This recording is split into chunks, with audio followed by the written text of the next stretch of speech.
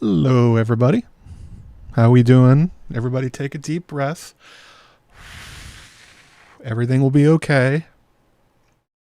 Rhaenys isn't real. Although, she has on our hearts. That was a devastating episode. I've watched it 3 times now. Once for fun, once for notes, and one for like screenshots and stuff like that. And the look on Rhaenys' face as she falls is something I will never forget. That was something. Everybody hear me okay? My mic wasn't really working. It was refusing to record for quite a while, which wasn't great. Oh yes, thank you, Archmaester Emma in the chat.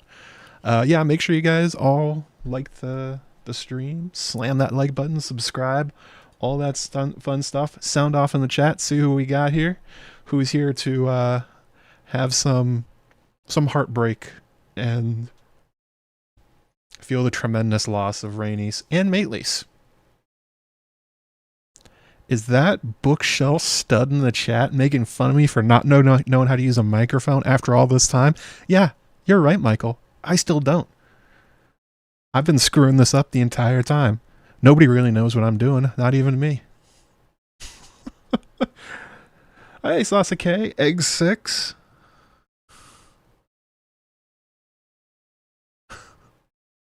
Karina Strick. Looking for names I remember. Danny McKay, hey, how's it going? Tanya Niehaus. I think that's how you pronounce that one. Much to our old editor Aaron's chagrin, I still don't know how to use microphones. It started with Maester Monthly and we're still here. I am still bad at using microphones. Nothing has changed. Well, except my hair's gotten grayer. That's been about it.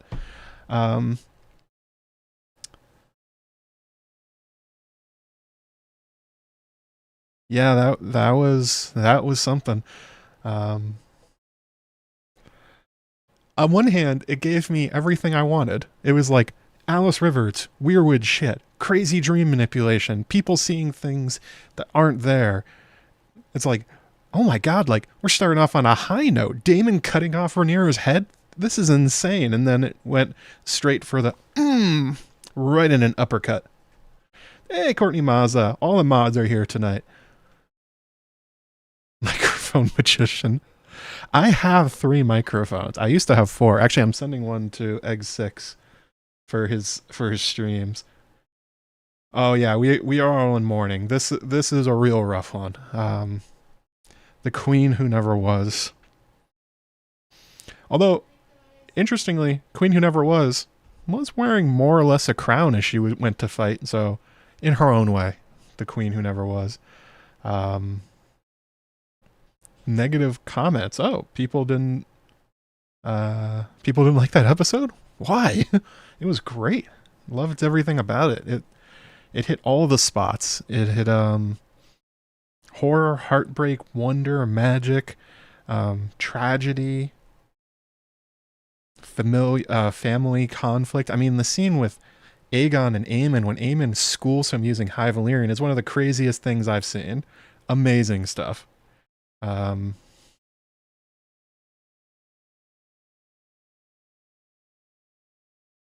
Oh, with a glad cry and a crack of her whip. Oh, Jesus. I heard the words from Fire and Blood in my head as I was watching it, and it was just so perfectly done that she could have flown away, and that she could have gotten away after basically being like, yes! Sunfire down, Aegon's probably dead, my work's done here, screw Rook's Rest, I'm out of here. But that's not Rhaenys' way. The confidence of the queen, the trust she has in Maelys that she could take down Vhagar and Aemon. And you know what? She was right.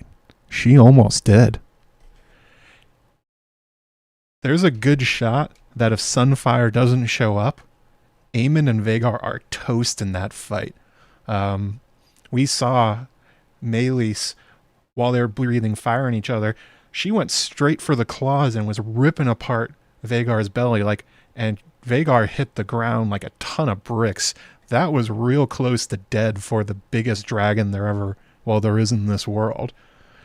If she wasn't already injured from the fight with Sunfire and Distracted, there's a pretty good shot. Meleys takes out Vhagar right there. Alt-Shift-X's chat is unhappy. Oh, well, that's why you should be here. I'm always happy about the episodes. They're much more fun for me. There's always something good to take out of it, always something I enjoyed. Pour one out for Sanrixian in the chat, who is, yes, screaming, crying, throwing up. Won't hold your hand. What about your husband? Pat, hold her hand. I'm talking directly to you, Pat. Hold her hand. Egg too, if he's not there. Yeah, that is kind of interesting that Vhagar's signature move is the jump scare ambush. He's done it twice now. Or she's done it twice now. Came through the clouds, chomp chomp Luke, came out from underneath the cliff face and caught Meleys at the perfect time and grabbed that throat. Very sneaky stuff out of Vhagar. Not what you'd expect from the flying battleship.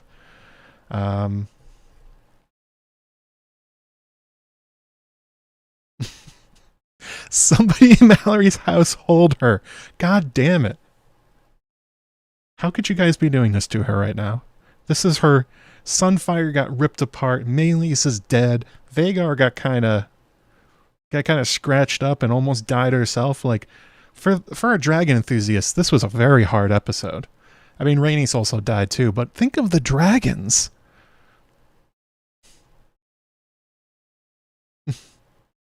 Everyone likes Rhaenys. Everyone. There's nobody that doesn't like Rhaenys. Even the Greens like Rhaenys. They're like, yeah, she's cool. She hasn't done anything wrong.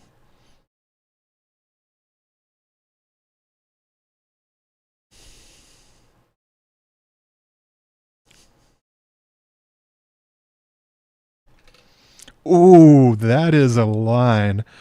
Dude's name is Pat. At least live up to the name. Give her a pat on the shoulder. You've been called out, Pat. Do the name. Do your name. At least that much.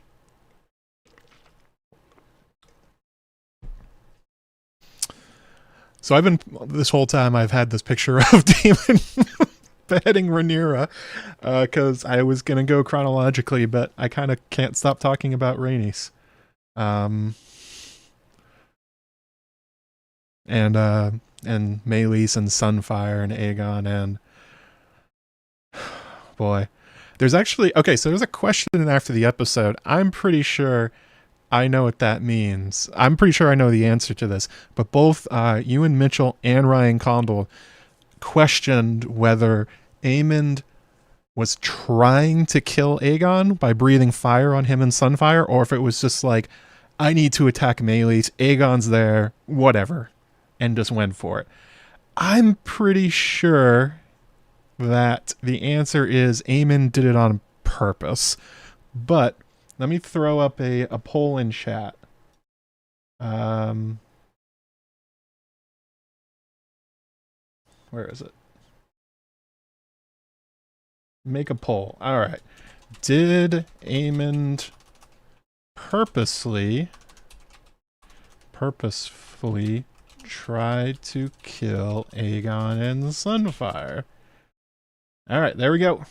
Throw that baby up in chat. Oh, thank you so much for the super sticker from Cheyenne Nano.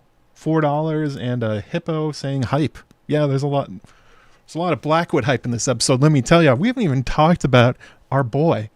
Our boy is back. Willem Blackwood. That little guy, he survived.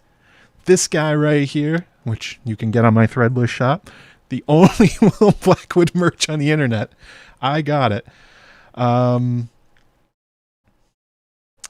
He's back. But yeah, so Aegon is looking straight. I mean, Aemond is looking straight at Aegon when he says Dracarys, and Aegon goes, oh no. And he's like, thank the gods. He's like, no. So I'm pretty sure from Aegon's reaction, we can tell the truth here that yes, Aemond was trying to kill Aegon.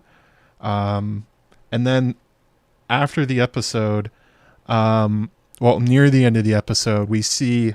Let me see if I can pull this up real fast.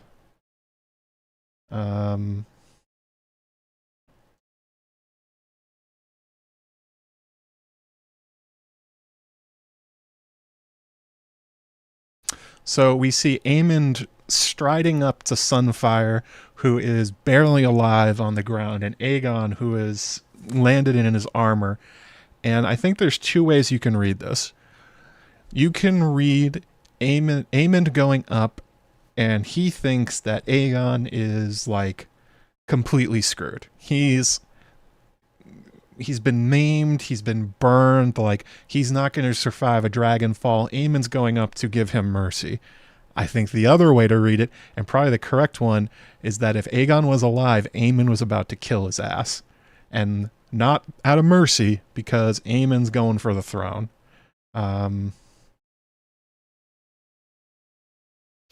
Everyone thought of me when Willem Blackwood was revealed. That's right. Number one, Willem Blackwood. Enjoy. If one of the mods could grab the my threadless shop and throw it in the chat for everybody. If anybody else wants. Although apparently he's now hot, so maybe there has to be a second Willem Blackwood merch or something like that. I don't think this was mercy. The look on his face.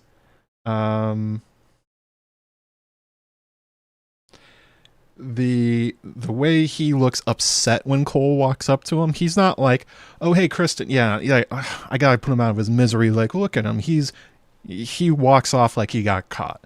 And I think the intention there is that Aemon was furious at Aegon over what has happened. The argument in the small council room using High Valyrian, the embarrassment at the brothel.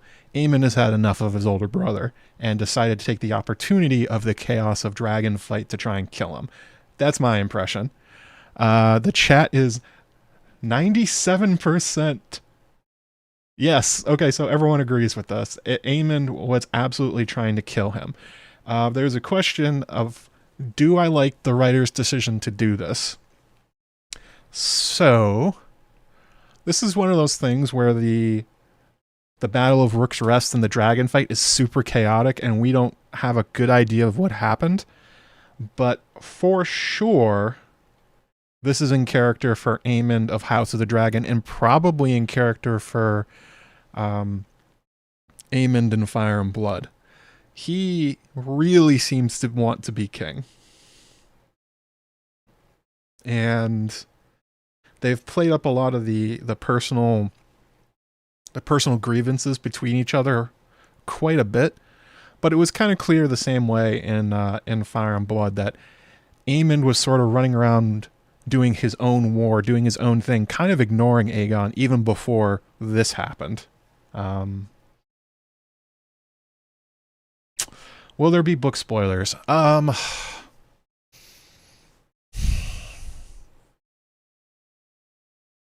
Okay, so I'm going to say yes.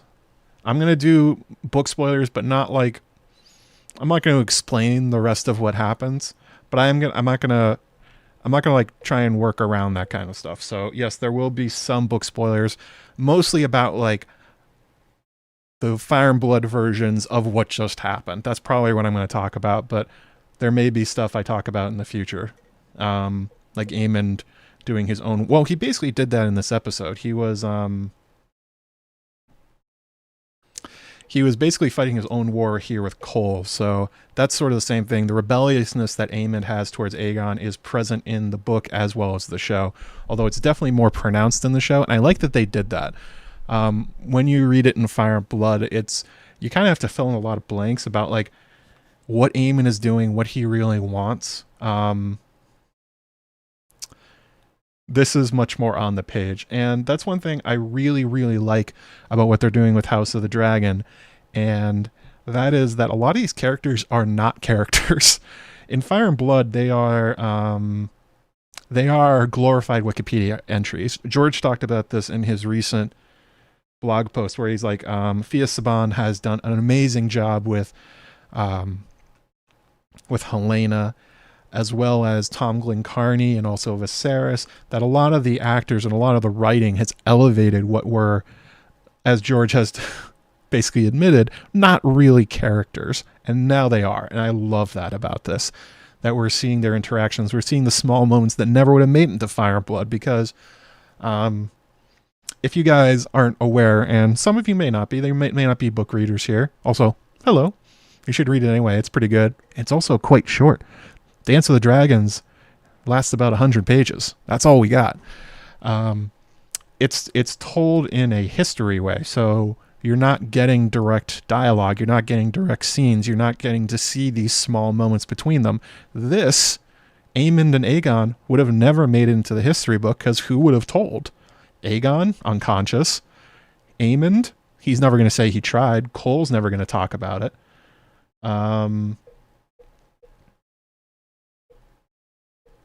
So, yeah, this stuff is great. I love seeing them as real people instead of just the mishmash they are in Fire and Blood. Oh, I got a super chat here from First Last, $10. Thank you so much. Appreciate it. Larys and Alice, obvious weirwood mages at this point, one in each camp. Does this explain the motivations we've all been wondering about? Are the weirwoods trying to kill the dragons? Okay, so let's take this one at a time. This is a multi-part question, kind of a big one. I'm writing a video about this, by the way. Of course, I'm writing a video about Alice Rivers. I did a whole stream just about her like 3 years ago. So, obvious weirwood mages at this point. Alice, definitely obvious. She is for sure connected to the weirwood. This isn't even a question in Fire and Blood. People have gotten on the Larys green seer skin changer theory quite a bit for being like, well, it's not in Fire and Blood, that it's not really there. And my argument to that is Larys is so secretive that it wouldn't have made it even if he was. But there's certainly room in the text, as I've talked about, for him to be this sort of figure that skin changes and uses the rats and the weirwood faces and stuff like that. Alice Rivers is the complete opposite. Alice Rivers is out in the open, that she's a witch, that she has magic powers, she's connected to the weirwoods, that she can like see the future and all this other crazy stuff. So Alice is an obvious weirwood mage in Fire and Blood. It's even, the only thing that's strange here is that they almost offered you explanations for how she might not be in the show. Like when Alice starts talking about how she knows what Daemon's been dreaming and how he had a fight with his wife. It's like, oh, how did you know that, Alice? She goes like, oh, you haven't sent any ravens. It's like, okay, I see what you did there. But have you been watching his dreams, Alice?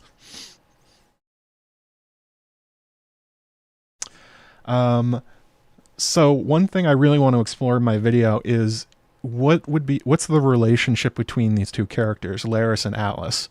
Also, fun fact, Larys and Alice are almost the same name. They're one letter off and they're jumbled up. If you rearrange Alice, it is Lays, just missing that R.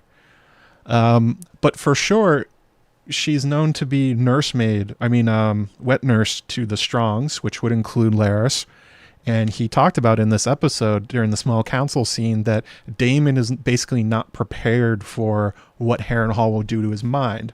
And combined with some comments from Matthew Needham, he's basically saying Larys is 100% aware of what's going on at Harrenhal, and probably from Alice Rivers.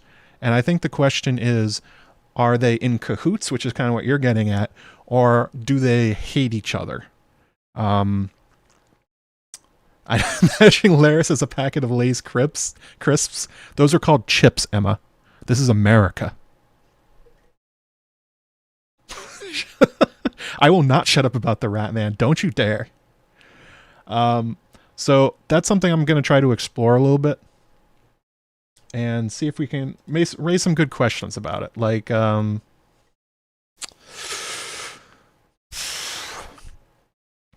is like Larys a pupil of hers? Has she been messing with his mind? Is Alice the reason that Larys has ended up the way he has? Certainly we've seen the dreams from Daemon, the weird dreams that he's getting and the manipulations of his mind are pushing him to give in to his impulses to break with Rhaenyra. And if that's been done to Larys, it would certainly make a lot of sense. We'll get to the weirwood paste. Don't you worry. I caught that on the first viewing. I was like, she just gave his ass weirwood paste. $5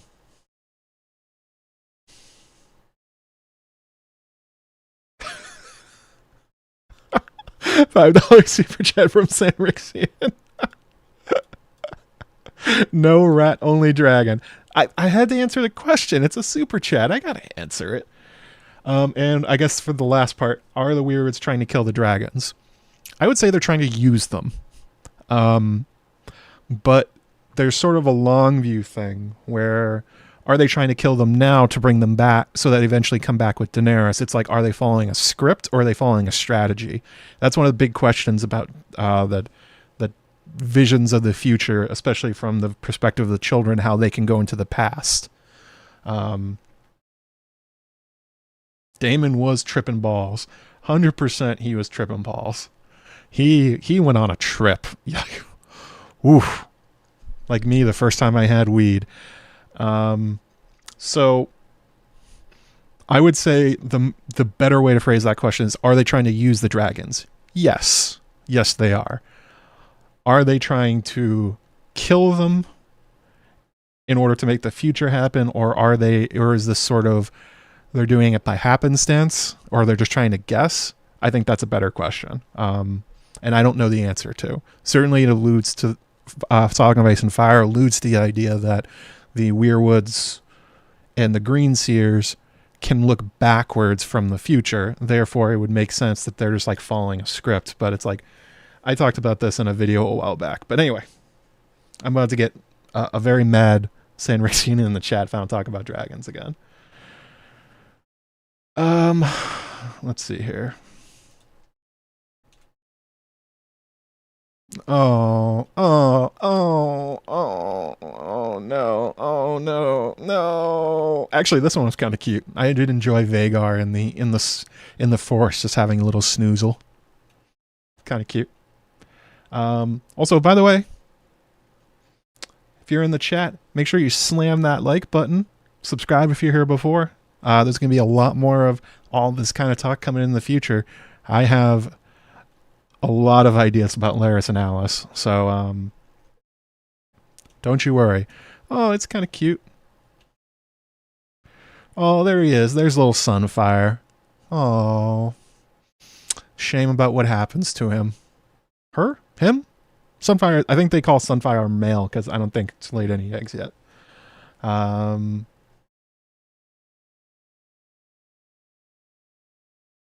hey, Morley. How's it going? Been a while. Yes, the MFN like button. I have no idea how many are actually in chat right now. For some reason, YouTube's not telling me. Oh, 204. Hello, everybody. So yeah, let's just skip to it. Let's just go straight to the dragon scenes. We'll come back to the other stuff later because this is top of the mind at the moment. So the plan here, as Aemon lays out in the small council scene, is that they're going after Rook's Rest because Lord Staunton, that's his lands, and he's on Rhaenyra's council. The idea behind it is that by attacking it, it will provoke Rhaenyra to attack back, leaving Cole as an easy target. They're going to leave the very snoozy Vhagar in wait. Whatever dragon arrives, Vhagar is going to jump into the air and kill it. And that's kind of the whole plan here. What goes wrong here is, let's see here. Aegon gets rip-roaring drunk because everyone spends this entire episode basically dunking on him and saying, Aegon, you can't do this. Just do nothing. Sit around. No one cares about you. You're an ineffective king. Like, just let everybody else do stuff. We'll take care of this for you. Aegon gets drunk and has his feelings hurt because he's a very sensitive boy, according to Ryan Condal and Tom Glenn Carney. And jumps on Sunfire. Hey! There's also a cute little nose bump thing where he's like, hey, Aegon, how's it going? He's like, aw, you're my dragon. We're going to go into battle. You might die, but it'll be cute. But definitely drunk. Aegon is straight up driving dragons while drunk. Don't do it. Just don't do it. And so that's kind of what ends up happening. Rhaenys volunteers to be the one to go defend Rook's Rest and kill Cole. Eve Best explained it after the episode as... What did she say?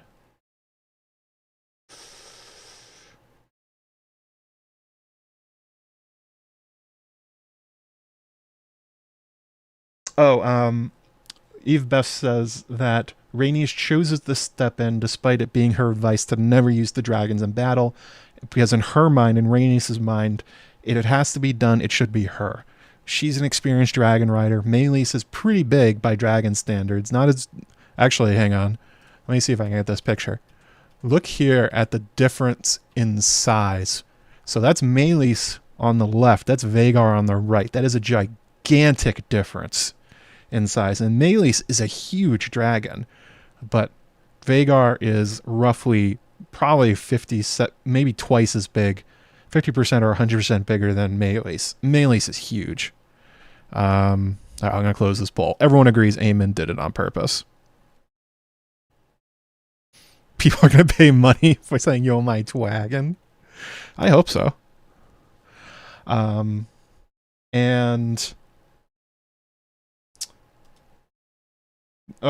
Eve Best also went on to say that Rhaenys' idea is that Rhaenyra is not expendable, but she is. I would disagree with that assessment. I absolutely do not think that Rhaenys is expendable. Rhaenys has my heart. And everybody else is... Hang on a second. This is a little bit too bright. Ooh, turn it down a little bit. But that's the explanation, is that this is the reason that Rhaenys volunteers.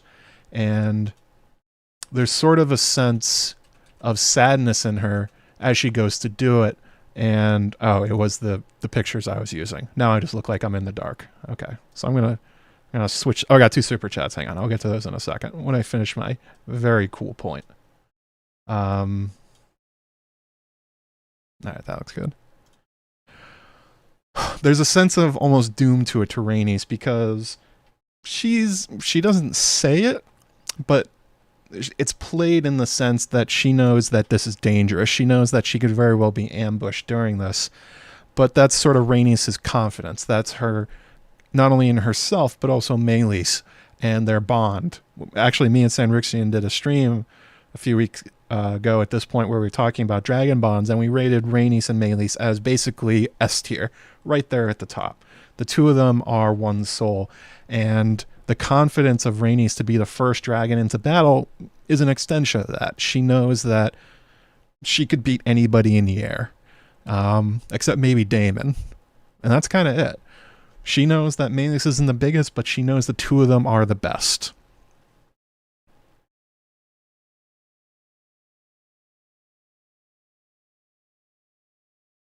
Super chat here. $20 from Maura Lee for the dragons in this episode. Oh, thank you so much, Maura. Yeah, there were 3 dragons in this episode. Yeah. And now there are 2. By the way, they left this ambiguous at the end of the episode. This is going to be just a spoiler to last exactly 1 week. No, neither Aegon nor Sunfire died. They are severely injured, but they aren't dead. And I'm guessing they're going to make the explanation that it's because Aegon was wearing his Valyrian steel armor from Aegon the Conqueror that saved his life, more or less. That Aegon was trying to roast him, and it's the armor that saved him.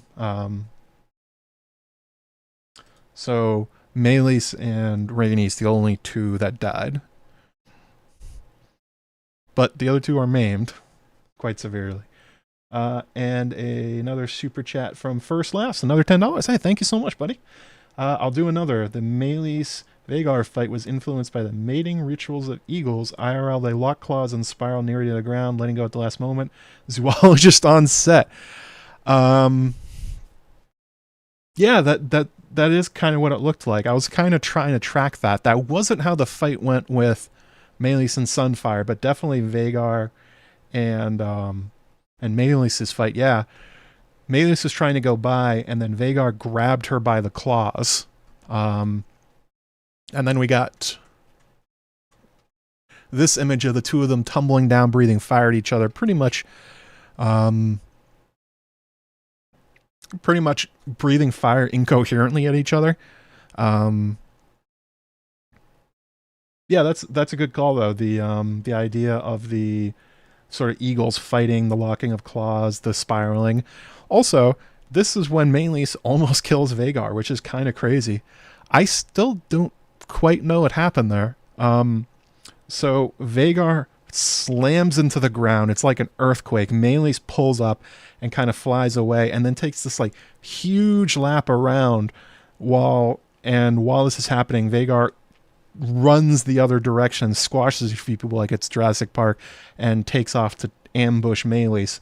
I'm guessing at this point is the thinking behind Vhagar is, I almost died right there.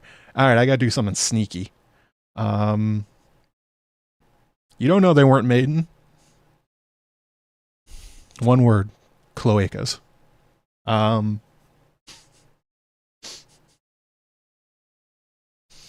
shouldn't have done. No, I shouldn't have done that. That's fine though. That's fine. Um, there was some good Jurassic Park foot stomping as Vhagar got out of there, and this is the point at which I think they didn't show Aemond, but Vhagar is panicking. And the reason being, I didn't get a screenshot of this, but if you go back and watch the episode, you can definitely see it. The Vhagar has her claw on Meleys's leg, and that's how they're holding each other into that eagle lock like First Lass is talking about. But the problem is Vhagar's kind of too big and bulky and can't really do much with the way they're spiraling.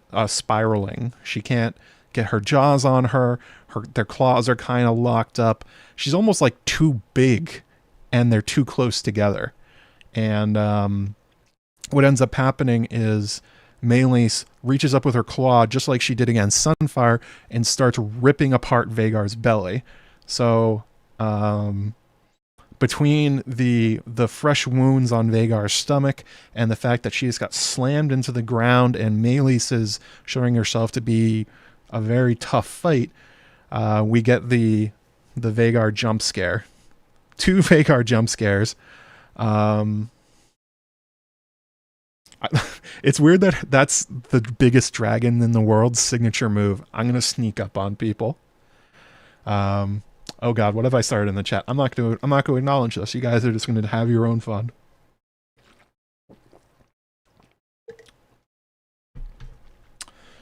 I don't understand how Vhagar got ahead of Meleys, seeing Meleys was airborne and Vhagar is huge and had to take off. I think, if you think about it sort of in a 3D setting, so the two of them come down, Vhagar hits the ground, Meleys takes off this way from Vhagar instead of continuing to attack. I think the explanation is that as Meleys is flying, her leg is really, really hurt, and so she's like not ready to attack right away. And then while Meleys is going this way, Vhagar goes this way and runs and takes off and then goes below the cliff behind Rook's Rest. And that's basically doing laps, I guess, or like building up speed as this is happening, so that once Meleys flies over it, jump scare got him. I think that's what you're supposed to understand. Personally, I think that Meleys probably should have kept attacking, but I don't think we should understate the fact that Dragon Combat, they're not just weapons. Meleys is scared for her life too. She got hurt. Vhagar came pretty close to killing her already. She's severely injured. At least one of her legs is like basically inoperable at this point. So I can sort of understand why Meleys is like, all right, I gotta get away from here. And that's sort of what happens when you see takes like this big lap around Rook's Rest and comes back over it. I accept your sleight of hand. I think that's what happened. I think that's what you're supposed to understand. But I totally understand on the first viewing, it's kind of hard to figure out what's going on. Also, I missed a super chat from San Rixian, $2. No, I'm not. Don't do this to me. Don't start rumors. You're the dragon girl. I'm only surprised you didn't get married in a dragon costume. That's what I'll say about that.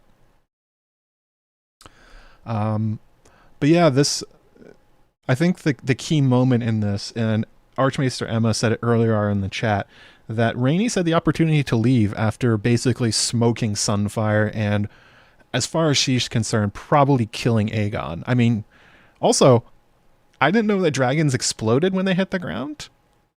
Meleys and Sunfire both hit the ground, and there was like a huge explosion. A bigger one with Meleys, but Sunfire hits it, and it's like Michael Bay showed up for a second. But yeah, after that point, there's a real good shot that Rhaenys can get away from it, and that she can head back, lick the wounds on Meleys. She can probably outrun Vhagar, especially after Vhagar has been hurt already. You know, the injuries to her stomach and the huge fall that Vhagar just took. But I think Rhaenys doesn't say it, and I think this is a real credit to Eve Best as an actress, and also the staging of the scene and the 3D imaging, or the CGI that they used. That you can see there's sort of this look of resignation on Rhaenys' face, that she's looking across the sea, she's looking at Dragonstone, and looks back and pulls Meleys back around. And I think that goes back to kind of what Rhaenys was saying, that she's expendable in this war, that she believes that it's more important that she does her duty to Rhaenyra, I guess, and her grandchildren, than she survived this and goes back to take out Aemond. Because from her perspective, you can sort of think about it this way. One, Aegon's probably dead. Sunfire looks like dead. Hit the ground, exploded. Okay, cool. And you just took on Vhagar one-on-one, and Vhagar came out the worse for it. Now, on one hand, you could say that's lucky, but I think that's sort of the confidence and the trust that Rhaenys has in Meleys, that she believes that they can go in and kill it. That she can end this war right now. Because if you think about it, look at the green side at this point. Sunfire out of commission. Dreamfire, Helena has ridden that dragon once this entire series, and it's unlikely she's going to now, especially with her grief. And she's not even known as a warrior, so that's not really going to happen. Daemon is nowhere near the city, nowhere near Rook's Rest or King's Landing, and also Tessarion's pretty small. And that's kind of it. That's all they got. You take out Vhagar right now, you end this war for Rhaenyra this minute. And I think that's kind of what Rhaenys was thinking. She might not ever get a better shot to one-on-one Aemond and end the war before anything worse can happen. And I think if you pair that with a lot of what she's been saying in previous episodes, the number one thing that Rhaenys fears is that this is going to become a extended war, that the war is going to become bloody and go for years and tens of thousands would die. It's almost Tywin-esque in a sense, where she's like, if I can assassinate Aemond, we win. This is over with. Like the High Towers lose. Like that. Hang on. Like that. It's over. And I'm guessing that in her mind, her life was worth that risk, which is a very noble thought out of Rhaenys. Oh, good call. Scout of Greywater Watch. She could have ended the war in season 1. This may be part of the regret that she feels about that. And it's been thrown in her face a couple times during this season that, like, why didn't you just kill everybody? And Rhaenys sort of has this attitude of like, you don't understand, like, I talked to Alicent, like, it wouldn't have been a good thing to do, but I think you can I think that's a good point, Scott, that this is sort of an opportunity for her to fix the mistake and only kill the ones who are most at fault for this war. I mean, obviously Otto Hightower doesn't have a dragon, but you kill Aemond, you kill Aegon, it's over. They're going to sue for peace instantly. Daemon's not taking on any of their remaining dragons. That's it. Helena and Dreamfire probably not going to go fight anybody.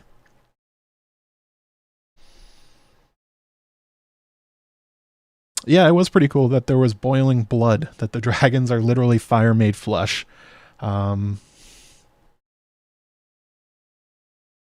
see here.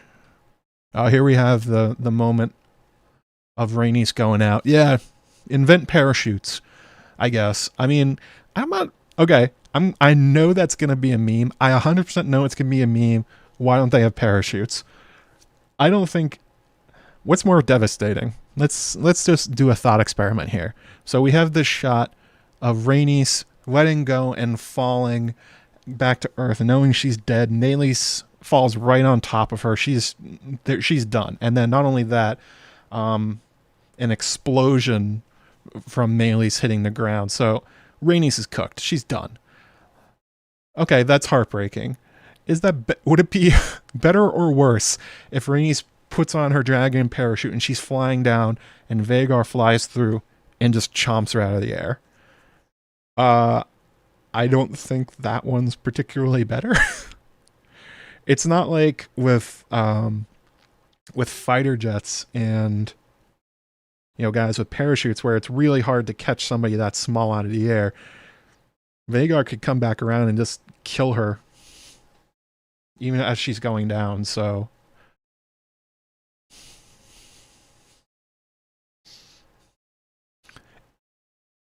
There's sort of a blood sport aspect to it, I guess, too. Yes, it would be worse, right? It would be worse. Just little parachute chomp, chomp, chomp, chomp, chomp as Vhagar goes past. I much prefer this one. Hated that shot of her falling back. It seemed so weird. Why did it seem weird? It was her embracing her death. There's nothing you can do. Maelys is dead. You're falling to Earth from like 1,000 feet in the air. She's not surviving. Just sort of taking her last moments in.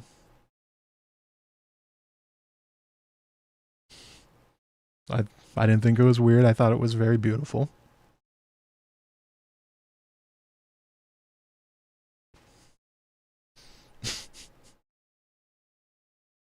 How many dragon riders survive their dragons? None. I don't think. I don't think there's ever been a case where a dragon dies and the rider survives.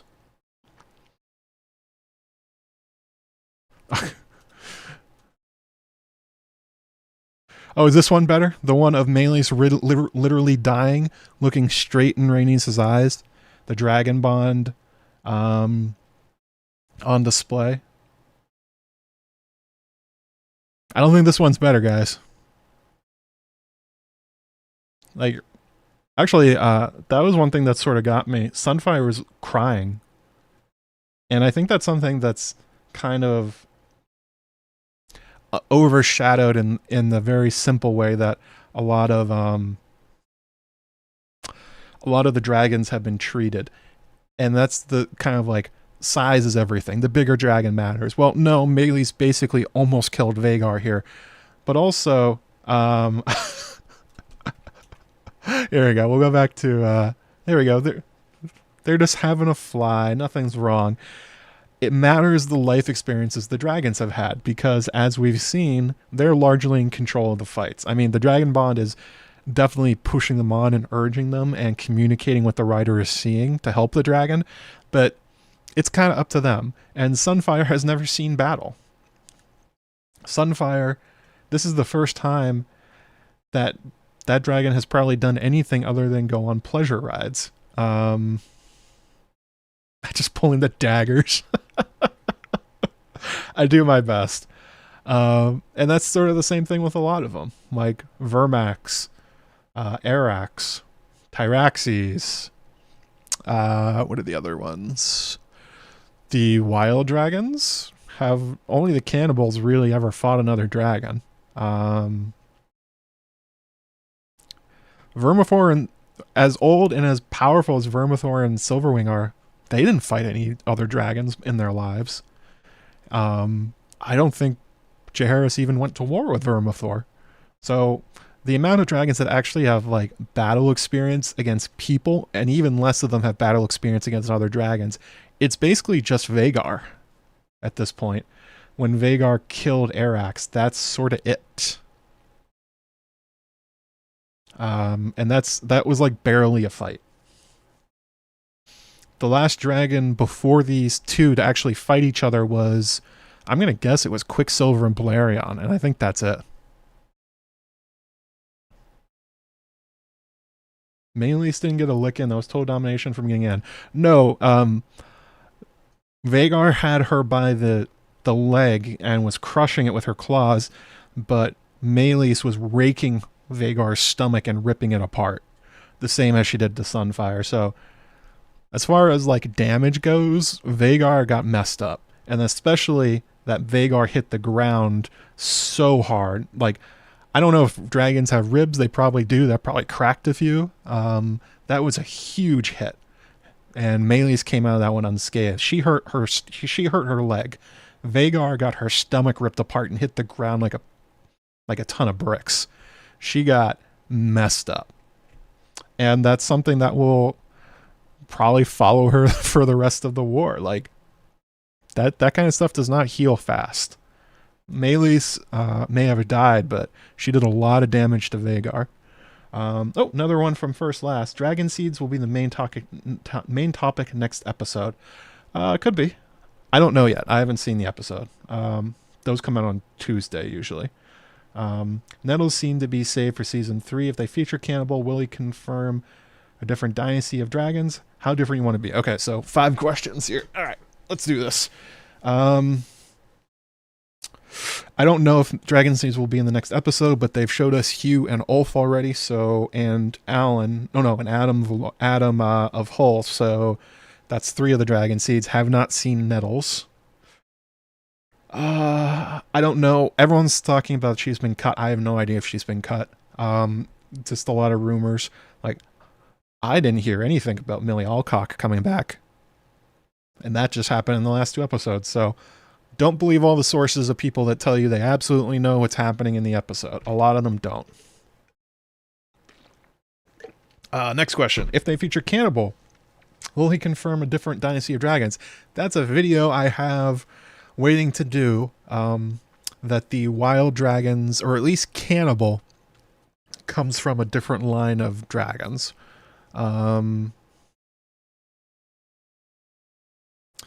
So there's I went back and looked at this a little bit closer, and there's conflicting information.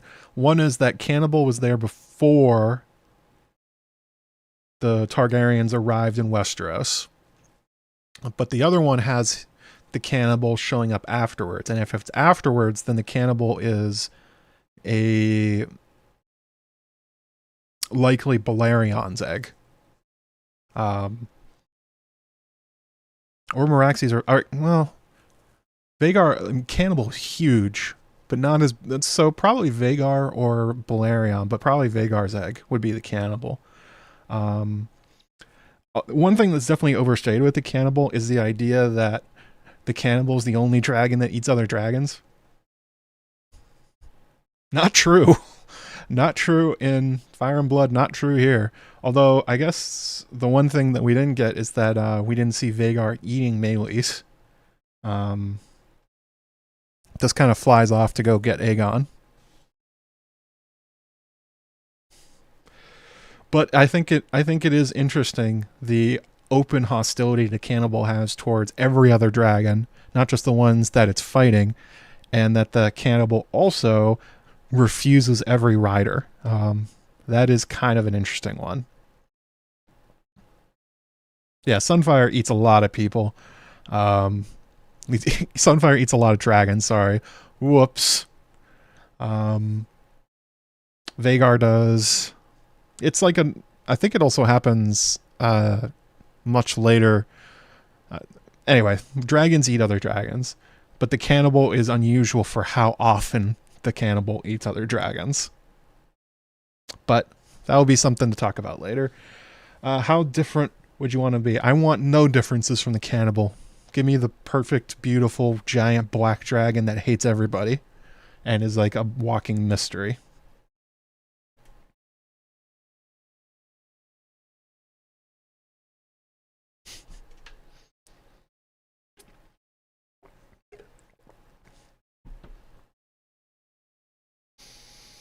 Wild dragons are not Westerosi dragons. Or not Tar dragons. I go back and forth on it. Sheep Stealer, Grey Ghost, and I'm forgetting one. Cannibal, Grey Ghost, Sheep Stealer. Hang on a second. I think that's all. I always feel like there's a fourth one. No, there's only 3. Okay. Sheep Stealer and Grey Ghost show up after the Targaryens do. So they are either clutches of the cannibal, which seems unlikely considering how often the cannibal eats baby dragons, or they are just unclaimed Targaryen dragons. But those are the 2 options. But yeah, we're never going to talk about the cannibal. Don't you worry. I'm hoping they're in. I'm hoping cannibal's in.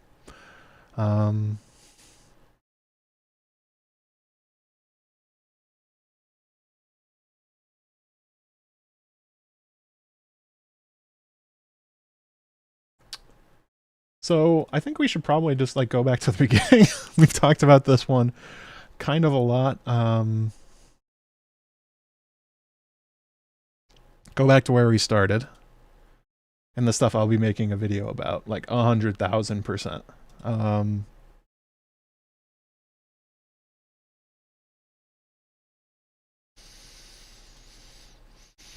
Also, okay, so one last thing is I noticed that Vhagar and Meleys breathed a lot of fire on each other and did no damage. It was only Sunfire, and it was basically just Sunfire's wings that got lit on fire. So some seems to be maybe dragons kind of hard to burn each other, which is funny because they continually try and do it. But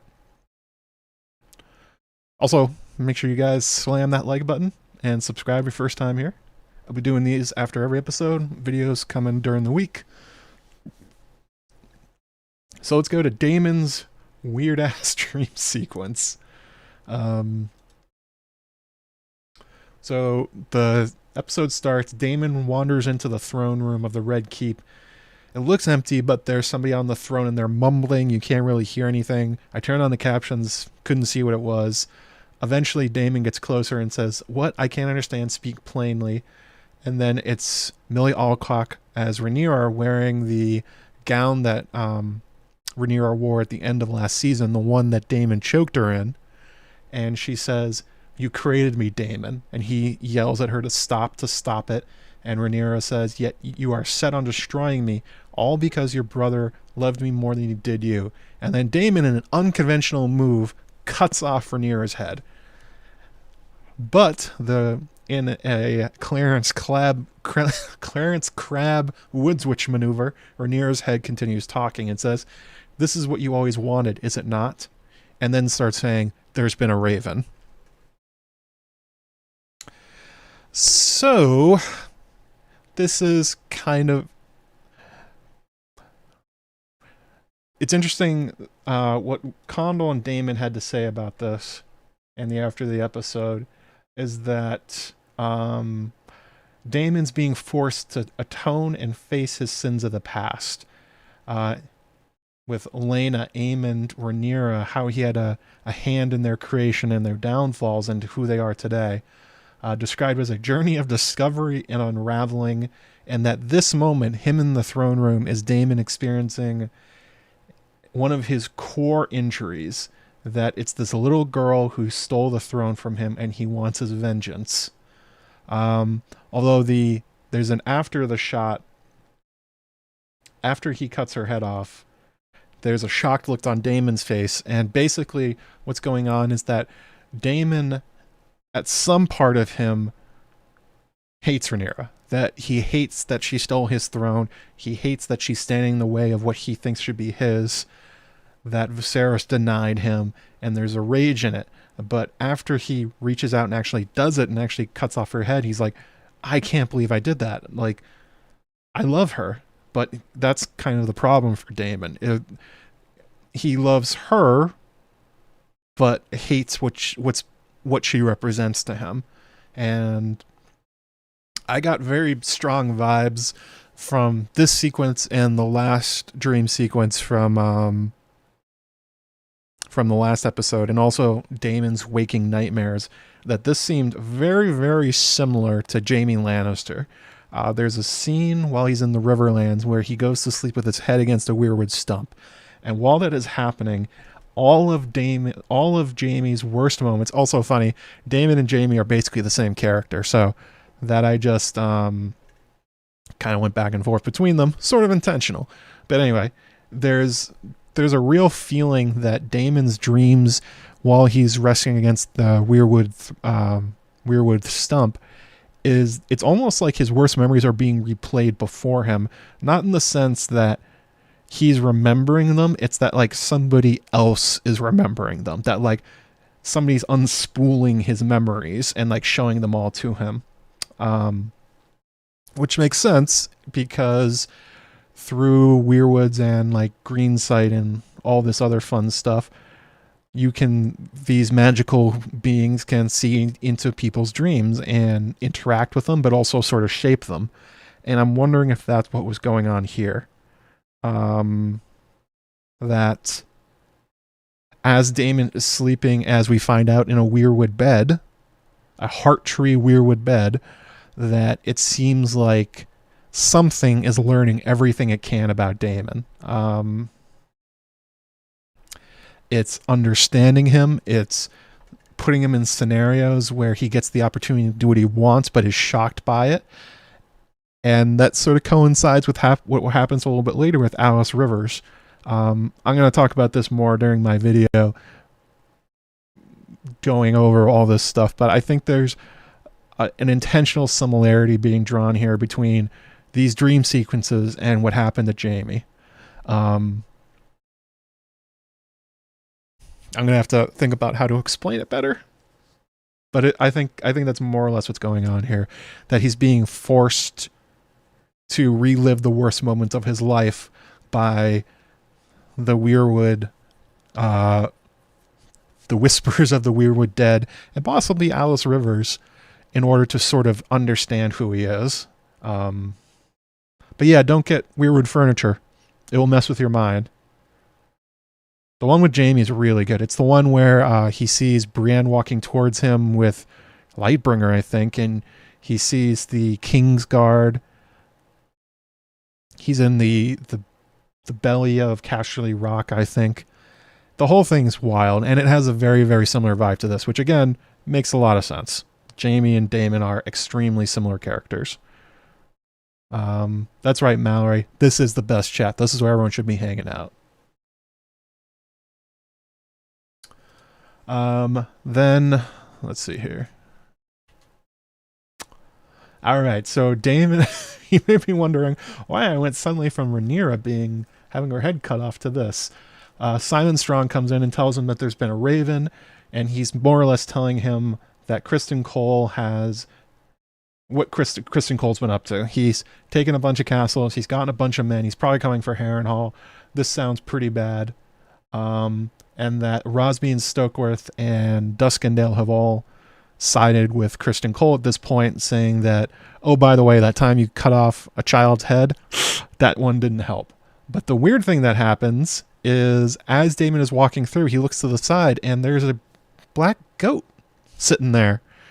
Very conspicuous. Not in the background. This isn't like something in a weird extra shot. Daemon looks at it.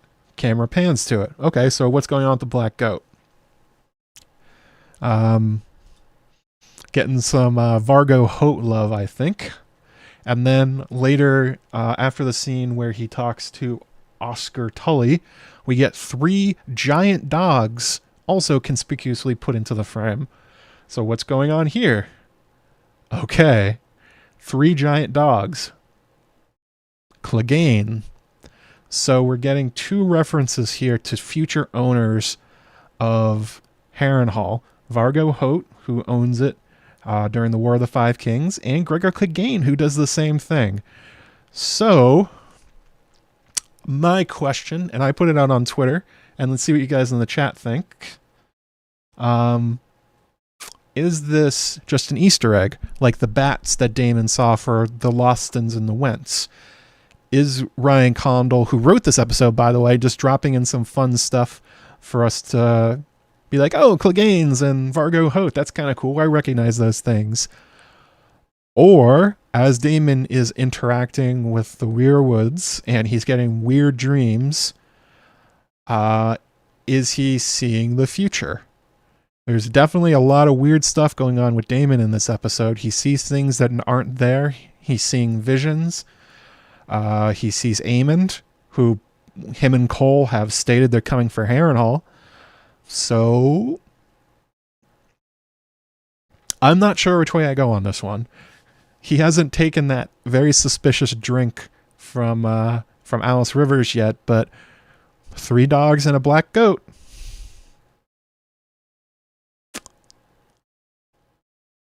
I like the idea of Daemon being a dragon dreamer. If something has been awakened with him, with Harrenhal, and he's starting to see the future just like Helena.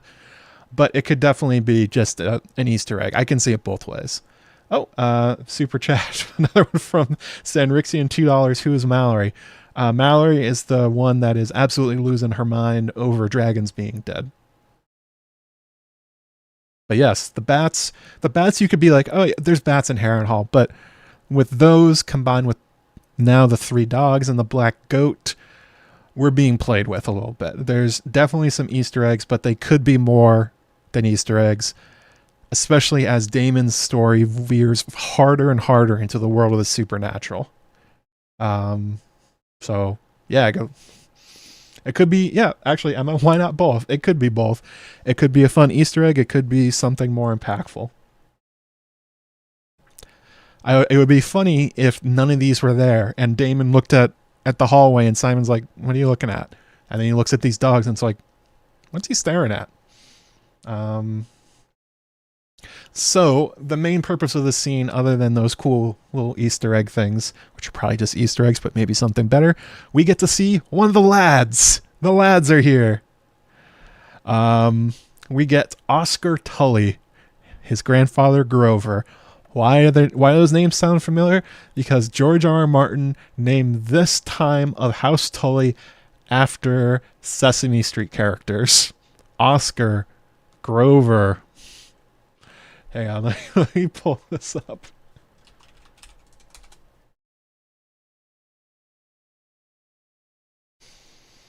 Let me see here. Grover, Elmo, Kermit, and Oscar. Oscar the Grouch. Kermit the Frog. Elmo. Grover. That's right. The lads are here. It's one of the dumbest things he's put in. Like, one of the weirdest references he's made in these books. Especially for characters who have, like, a fairly large role to play. This kid is, Oscar Tully, is the future Lord of Riverrun, and by extension, the Riverlands. He's named after Oscar the Grouch. Not disappointed that he's an actual Muppet. That would have been pretty good. Yes, Elmo is just Elmo. So Daemon wakes up and he's pissed about his dream and the bad news. And he kind of shocks Oscar because he's like, all right, what can you do for me, Oscar? And Oscar's like, I am 12. I can't do anything. He's like, do you speak for your grandfather? He's like, no, my grandfather is incapacitated. That's not our way. And Daemon's like, maybe you should murder your grandfather because it would help me get my army. And the kid is rightfully shocked. And obviously, I think everyone else would be to have a dragon prince, probably somebody you've heard about your whole life. Daemon is a almost legendary figure in the realm at this point. And one of the first things that this guy says to you is, murder your grandfather. Do it now. I need armies. I don't care about your personal connections. Murder him. I imagine that was a pretty shocking welcome to the world of royal politics for little Oscar Tully. And then there's a really good quote here. Daemon says, then you're of no use to me. I can see why the Blackwoods and the Brackens did not fear to start a war beneath the nose of their liege lords. House Tully is a fish with no head. And then he says, which one was it? Blackwoods or Brackens who support us? Simon Strong goes, it was the Brackens support the Greens. He's like, all right, bring on the Blackwoods then. I'm going to do this myself. I don't need your kid. Get out of my face.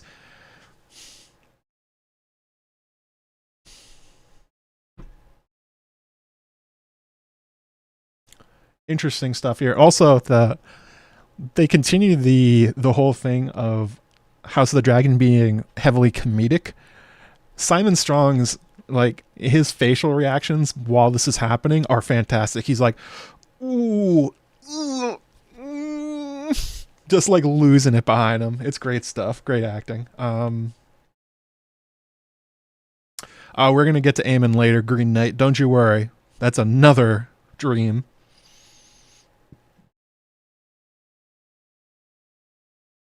I mean, yeah, Daemon's not wrong in the sense that it would help him if Grover died, but saying that to his, like, 10, 11, 12-year-old grandson, by the way, murder your father figure to help me out, is not the greatest. And then also, after Daemon gets up and storms away, Simon goes up and very warmly, like, pats Oscar on the shoulder, like, yeah, Daemon's a dick. Like, you did fine. Don't worry about it.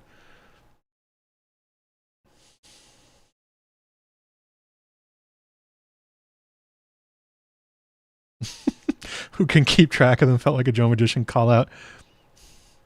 Yeah, there's a lot of stuff that is particular to me in this episode, which I felt very good about.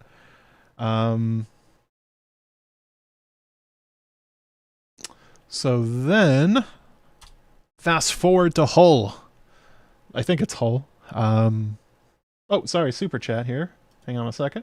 Happy Masquerader, $5. Thank you so much. So if that was Wayward Pace's Jojen Pace debunked, why would it be debunked?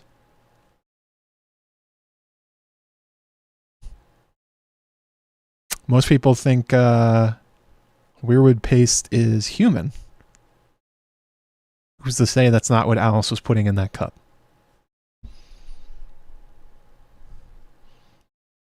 It certainly looked bloody.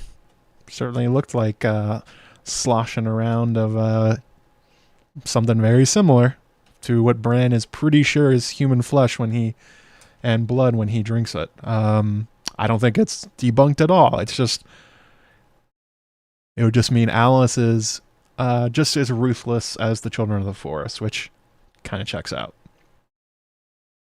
But thank you for the super chat. Appreciate it. Happy Masquerader. Then we go to Hull or Spice Town. I think they're just calling it Hull at this point. I don't think they're differentiating between the two places.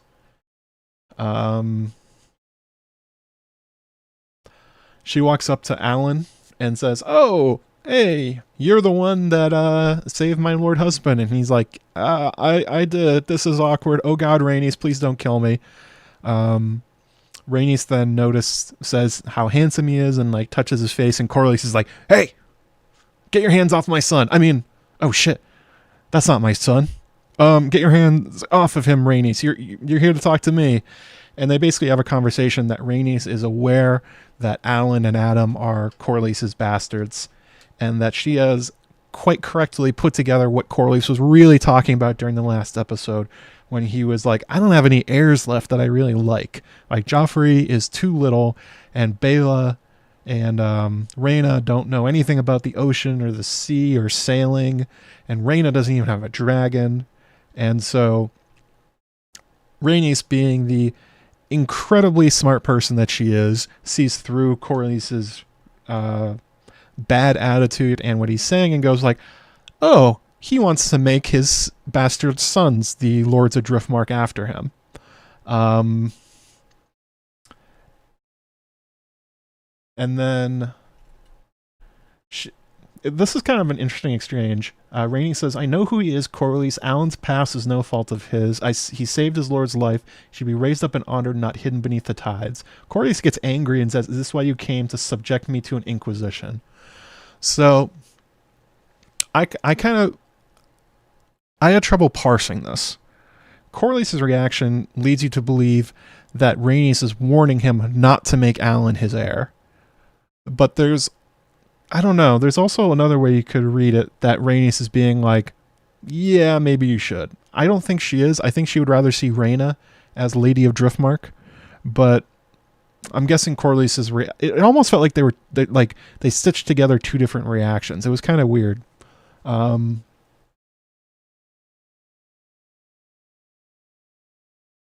don't know. I could definitely see it both ways. But it's interesting that Rhaenys just straight up called out that, Corlys, I know what you're saying.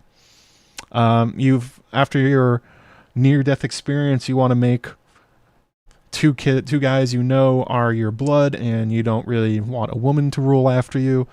And Joffrey, you have no idea if he's going to survive or if he'd even be a good lord. It's like, I get it, but also, like, I'm calling you out. I know what you're saying. I'm not an idiot. Which is a very married couple thing to do.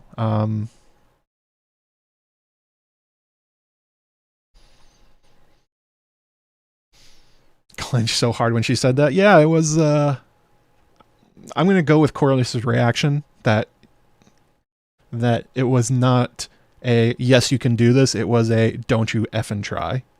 I'm guessing that's what she was saying. But, of course, Rhaenys is now dead. So the door is open, so to speak. He could make Alan his heir, and his lord wife wouldn't have anything to say about it because she is toast. Of course, Rhaena would, and Joffrey, and Rhaenyra, but see how it goes.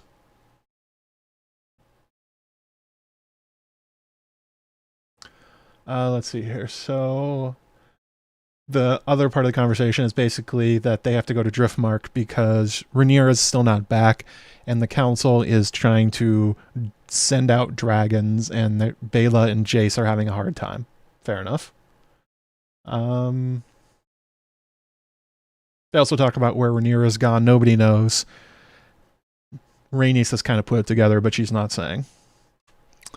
Then we go to Alicent's chamber. She's playing with a dragon statue, which then falls out of her hand and breaks, and a wing comes off of it, otherwise known as foreshadowing. That's right. Foreshadowing Sunfire, who got his wing basically mostly ripped off and burnt to a crisp by Vhagar and Meleys during the fight. So, nice job, foreshadowing.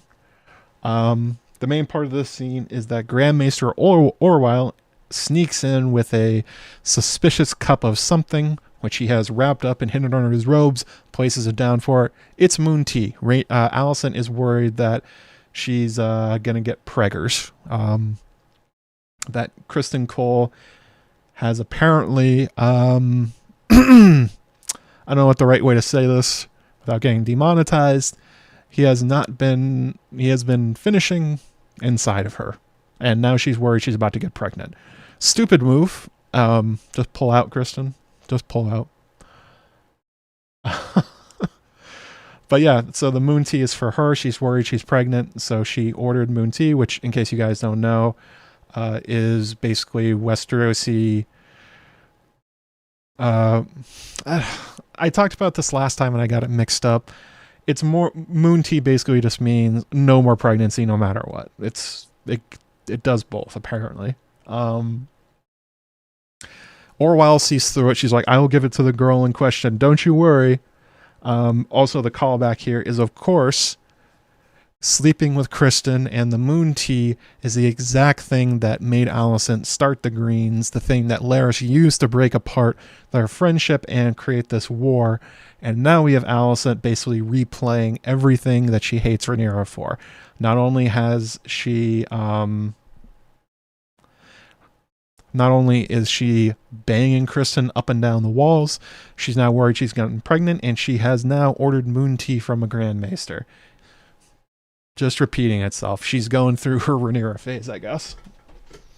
All she needs to do next is screw Daemon in a brothel, and we nailed it, guys. And then the curious part of the conversation, other than Alicent trying very hard to seem like it's not for her and Orwyle absolutely not believing her, is that she asks him if She asked if Orwyle thinks that Viserys thought that Aegon should succeed him instead of Rhaenyra. And Orwyle basically goes like, I don't know. I wasn't there when you said it happened, which is the subtext of what he says. He says, I could not know. His Grace never raised the matter with me. More or less saying, Alicent, this is yours. This is yours to bear. Like, you said he said it. I have no idea. I wasn't there. Although kind of untrue.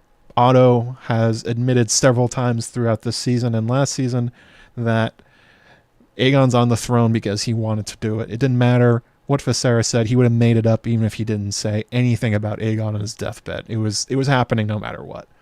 But it just makes Alicent feel worse.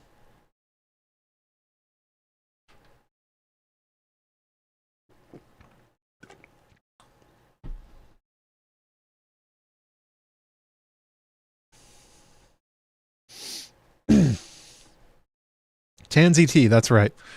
Moon tea. Often made by woods witches, but also the maesters know how to make it. Orwyle is very clever. He doesn't answer the question. Well, he answers the question in a way that he can't, but he also doesn't reveal his personal feelings. Alicent is really asking, do you believe in this cause? And Orwyle is saying, I don't have a choice. Which is more or less the role of the Grand Maester. They don't really have a, they serve the Lord of the Castle. It's not, most of the time, it's not really up to them what they do. They give the best counsel to whoever's in charge. Although there are obviously exceptions, like happened in Winterfell with, when Ramsay took it over and, Maester Luwin helped smuggle Bran and the boys out. But that's more uncommon. A lot of the time, the guys are assigned and do their job dispassionately, no matter who's in charge. And then we see Alicent drink the moon tea and out of here, Kristen's maybe baby. Didn't mean to rhyme that one. That just kind of happened. There we go. Also, 287 people in the chat. Hey guys, how you all doing? If you're your first time here, make sure you subscribe for more of this content after every episode. And also I do theories and analysis during the week, along with a lot of shorts recently. And slam that like button, so it really helps out other people find the content. And what's my thumb doing? And yeah, throw some links in the chat. If you haven't seen any of my videos, my latest one is an analysis of the Blackwood and Bracken fight and why they really hate each other. One of the mods could grab that baby and throw it in there for people, just so you can get a semblance of what my channel is like. Thank you guys in advance. Thank you for slamming the like button and all that stuff. Then we go back to Dragonstone, and there's a big argument between Jason Bela and Alfred Broom and Celtigar, and I don't know the other lord's name. Does anyone in the chat know his name? I haven't caught it, and I haven't been able to see his sigil. It's the guy that keeps making rude jokes, or he said the thing about the Lyseni orgy or something like that. I don't know who that guy is.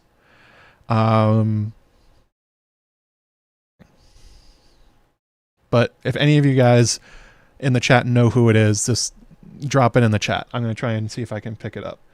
I haven't been able to figure out who it is. But Alfred Broom and Celtigar are really not having a good time.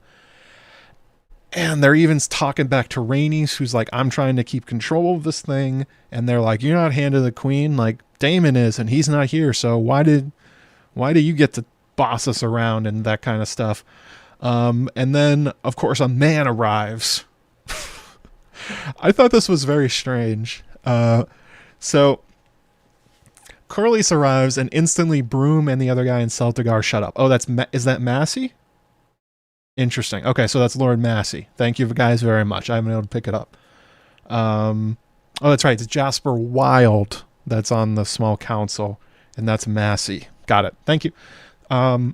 So this argument's going on for several minutes, and then as it like reaches its like height, Corlys comes around the corner, and says, what has become of this council?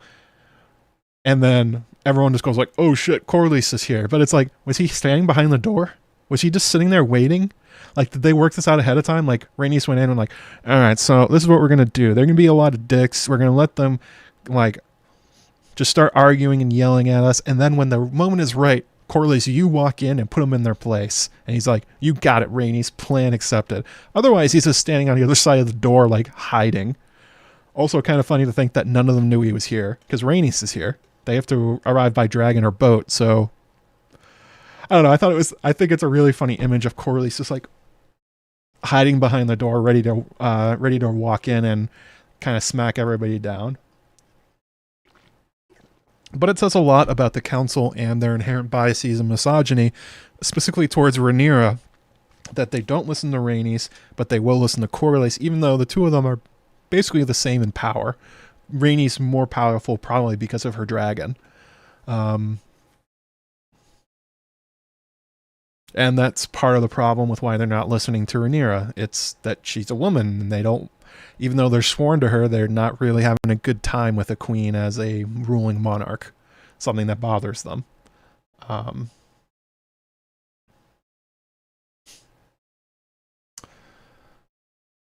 The argument is basically they can't do anything until Rhaenyra gets back.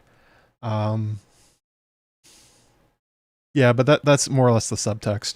Rhaenys is being used as a stand-in for Rhaenyra. Corlys proves the point that they just don't want to listen to a woman. Oh, thank you, mods, for throwing that stuff in the chat. You guys are wonderful. Rhaenys says, we do not know the queen's doings, but we must trust that she seeks the same of... Oh, wait, no, hang on. Oh, that she seeks the same of each of us at this table, an end to the conflict. Corlys also has a pretty good line. He says, our enemy is on the march. Is there not to be done in the absence of the queen, but to grouse and claw for power? Basically calling them all out that, are you loyal or you just want more stuff? It's kind of crazy to me that they don't listen to Rhaenys. But then again, that's who these guys are. That's what Westeros is like. Just a lot of misogyny. Rhaenys, almost queen of the realm. She's got a dragon. Don't have to listen to her. She doesn't have the right bits. But Corlys, he's got some ships. And he's got the right bits, so we gotta listen to that guy. Classic stuff out of Men in Westeros. Then we go to Duskendale. Duskendale is a bit of a bummer. They have killed quite a lot of the Duskendale knights and soldiers. Cole has decided that he's going to kill everyone. Oh, this is what he says. Men of House Darkland, all who bend the knee to the true King Aegon will be spared. You can earn back your honor by raising his banner and fighting his name against the whore of Dragonstone. All who refuse will have their death. And then, of course, the number one guy that he really wants to use this against is Lord Darkland, who, even though his city has been sacked and lost to Cole and his, 1,500 men or something like that, he's refusing to bend the knee. So Cole takes him out onto the end of that little pier, or whatever that thing is, and says, "Good morrow, Lord Darkland." Lord Darkland says, "There's no honor left in this world, Cole. Sacking your queen's own castles and putting her people to the sword." Calls him the Kingmaker. First time that nickname has come up, but one that will resonate throughout. Spits on him, and then gets put on his knees, and he says, "You are not fit for the White Cloak." Kristen then says, "This is a better death than a traitor deserves. You should thank me for it." Lord Darkland says, "Yours will come in kind." And then Hedwig's gone, absolutely destroyed. And much the same, they're drawing a deliberate parallel here between Kristen Cole and Daenerys, because this is what happens to Lord Tarly. Lord Darkland is executed in front of his men. All of his men instantly bend the knee and go like, "Okay, cool, we're Aegon's men now. None of us want to die." Same thing Dany did to Tarly and Lord Tarly and Dickon Tarly. Killed the two of them to get the obedience of the rest of them.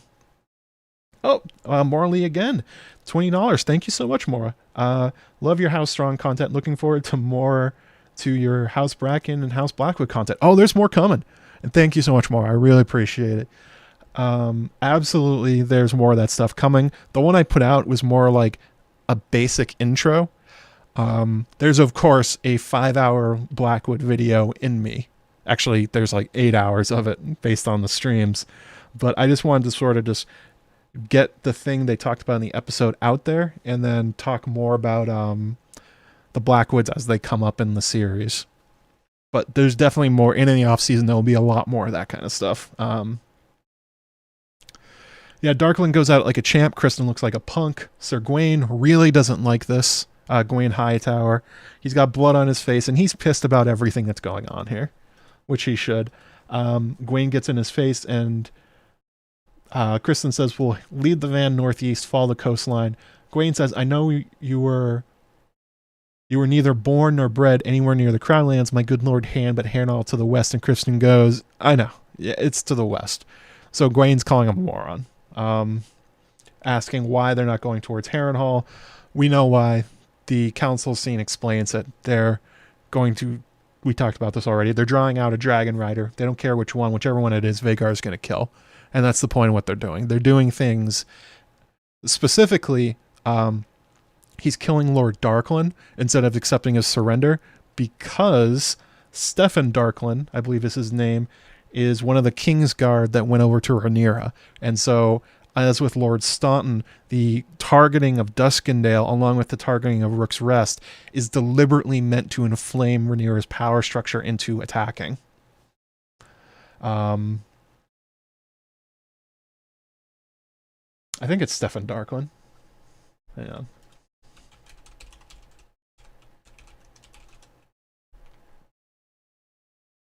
Yes, Stefan Darklin. He's the Kingsguard that was going through the city with Rhaenyra. Same guy.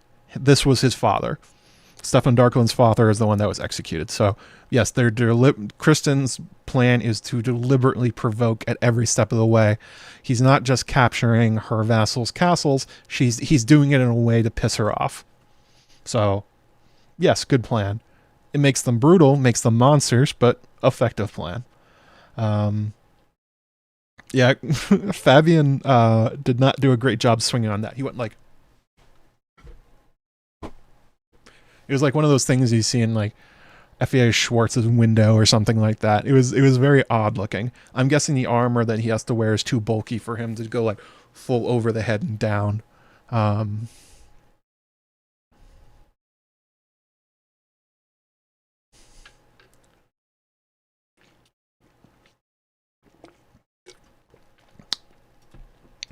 So then we cut to the explanation, and this is actually, I would say, my third favorite sequence. Okay, fourth favorite sequence in this episode. One is the battle at Rook's Rest. 2 is Daemon and Alice. 3 is Daemon's dream at the beginning and interacting with Oscar Tully. And this is my fourth favorite sequence in the episode. And what happens is Aegon is discovering that nobody's listening to him, that Cole is attacking, and they've lost Harrenhal, and he's ordering his council to change directions. He's saying, no, tell Cole to head west. Losing Harrenhal is an insult. We have to change this. And his council goes like, don't worry about it, Aegon. We got our thinking caps on here. Mostly Aemond, but the rest of them go along with it. Although I did love this quote from Larys. Listening to what he says, considering what we've seen from Harrenhal, is very, very interesting. Larys says, well, the castle is more crippled than I am, your grace. It's like to drive Daemon to madness as he attempts to make use of it. It is beyond his faculties. I think that's a pretty big hint that Larys is aware that the influence of the Weirwoods and Alice Rivers are going to do a number on Daemon, as it probably did to him when he was there as well. As he attempts to, it is beyond his faculties. That's the sort of line that you would get from like The Shining. That'd be like the kind of thing that the cook would have said when they were leaving. Actually, I'm pretty sure he says a line very similar when he's talking about the ghosts in Overlook, in the Overlook Hotel. It's pretty similar to that, which I think is a great call. There's a lot of The Shining and haunted house stuff going on in this episode, but in particular, that line stood out. He also says, "It is also penniless as I happily control all the money." Major difference there from Fire and Blood. In Fire and Blood, the gold, Larys's gold, is still in the castle, and Daemon seizes it to help the war effort. Larys has already taken the gold out of Harrenhal, so Daemon doesn't get any coin by doing it. So as Harrenhal saps Daemon's resolve, interesting, the False Queen remains trapped on her island, Sir Criston continues felling castles in the Crown Lands. Larys basically saying, like, I don't care, it's going to mess with Daemon harder than it messes with me. Oh, thank you, Emma. You have a good night. I know it's quite late for most people. It's getting pretty late here. Luckily, you can skip a bunch of it because we already talked about it. And then there's the excellent scene where Aemond, after being challenged by Aegon, starts talking to him in High Valyrian. And the devastating part of it is that Aemond knows High Valyrian way better than Aegon. This is sort of a callback to what he said in season 1, that he deserves to be king, that he has studied the histories, that he has prepared himself to be a ruler far more than Aegon has. And this is the most definitive example yet that Aemond is fluent in High Valyrian. He can say complex sentences. He can form thoughts. He can even explain strategies in it. And Aegon's response is, this is the only thing he says in High Valyrian: "I can have to make a war." And Aemond goes, like the Aemond equivalent of, "Bless your heart, Aegon."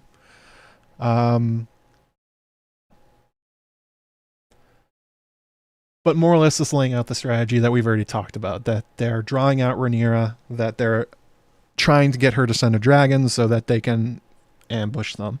And Aemond more or less takes control of the War Council. His plan is now the Crown's plan. Aegon has nothing to say in it, and that's kind of it. Way to go, Aemond. Completely owned him. This is for sure revenge for how Aegon's been treating him recently. Which, by the way, if you go back and look at it, where did that conflict start? Because remember, in episode 1, Aegon was like, Aemond is incredibly loyal. He will do anything I say. He's the best. I love Aemond.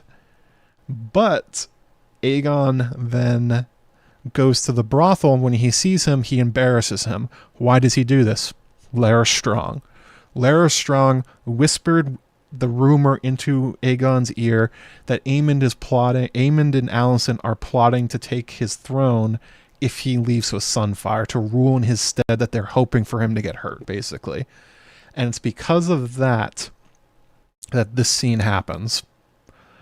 Aegon hears that, gets drunk, it's still on his mind, embarrasses Aemond, and Aemond here pays it back in kind and makes Aegon look like the fool that he is.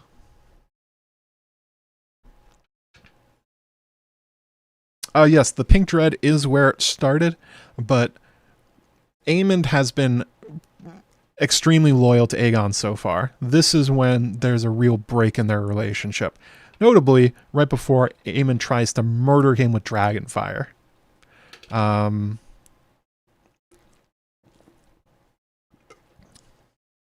So yeah, that's pretty wild.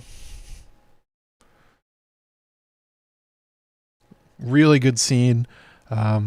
Ewan Mitchell played it excellently. His little motions, his intonation, the the unblinking glare he gives him, and that little that he gives, perfect.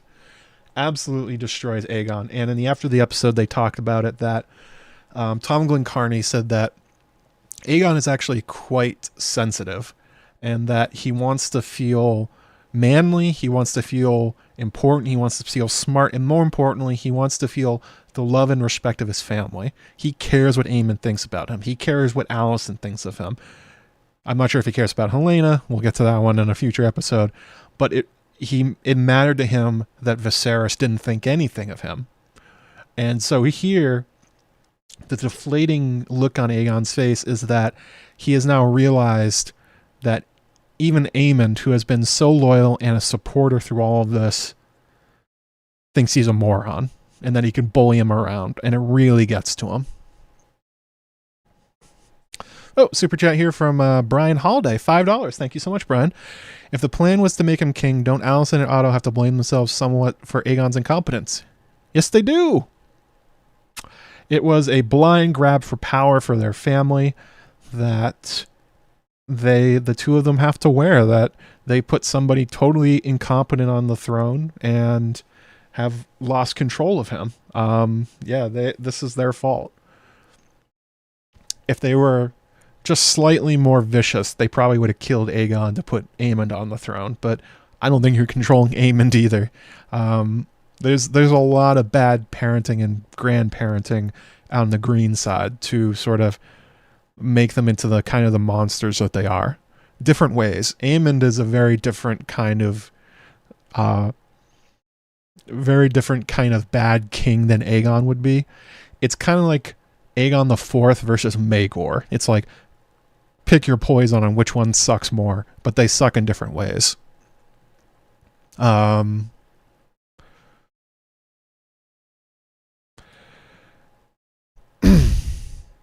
much do you think of Aemond's Valyrian do you think that Aegon caught? He probably caught most of it. Like you said, listening is easier than speaking. I can understand some amount of French and German from my schooling, but I definitely cannot speak them. I can at least pick up words and sort of understand what's being said. Forming the words is way harder. As anyone who's tried to learn High Valyrian through Duolingo has learned, I can understand the words they're saying. I could not put together sentences. So let's bounce along to the next one. Oh, there's Aegon looking pissed. Larys Strong. Larys continues to make his presence known in an inversion of the previous scene with Alicent in the Moon Tea. Rhaenyra in the Moon Tea. Larys has walked in conspicuously right after the Moon Tea has been given and notices it. Makes you wonder how good his information is. How does he keep knowing when to spot that people are getting Moon Tea? The maesters are either in his pocket or he has really, really, really, really, really good sources, because man, does this work out perfectly for him. He frames it the same way as he did when, actually the language is almost identical to when he caught her after she missed another small council meeting, and that one was because she was banging Cole, or she was late for it. He says, your absence from the small council, I feared something was amiss. His line is actually very interesting. He says, but I believe it is a sin to deny your appetites. They are what make us fully alive as mortal men. Which is interesting considering Larys' appetites are torturing, murdering, and jacking off to feed. So, interesting, that's how he... almost a Euron comment, where Euron says, like, I killed my brother and I waited for the gods to smite me and nothing happened, so what does it matter what I do? Kind of a similar sentiment here as Larys.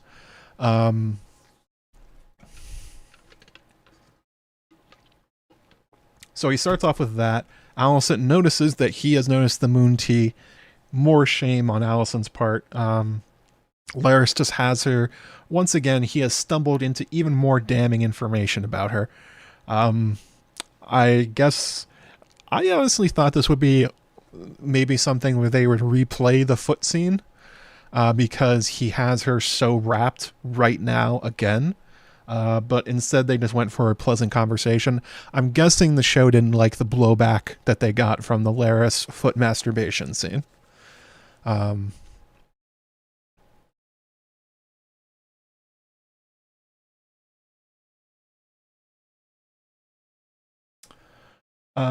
She asked what happened in the council, and he says they seized Harrenhal and Aegon was pissed. Boo-hoo. Alicent says, I thought you would be most aggrieved, my lord. Larys says, I see it as a loss for the greater good.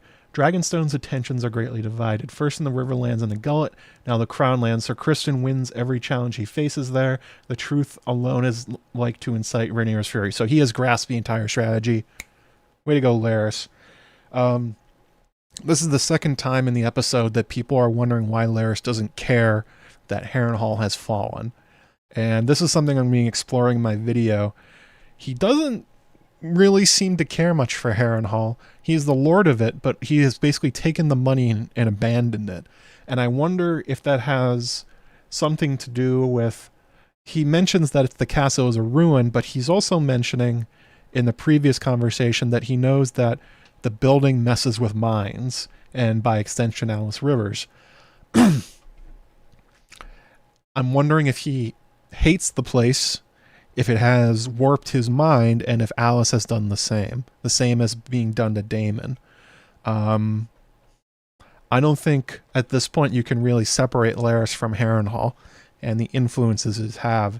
I mean, it's always been like, ooh, it's kind of cursed, but they have made it completely text in House of the Dragon that the castle and the weirwood trees and the green seers screw with the minds of everyone who walks through those gates, that the curse is Children of the Forest and weirwoods.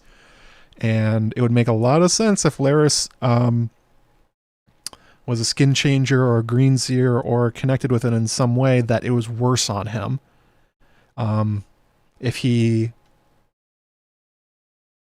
Because that's, I don't know, it's interesting that Daemon's the one being messed with the most with his dreams, when the Targaryens are implicitly magical. So I'm wondering if it's a similar thing here to Larys. Like, if you walk through the gates and you have like no inherent magical power, does anything happen?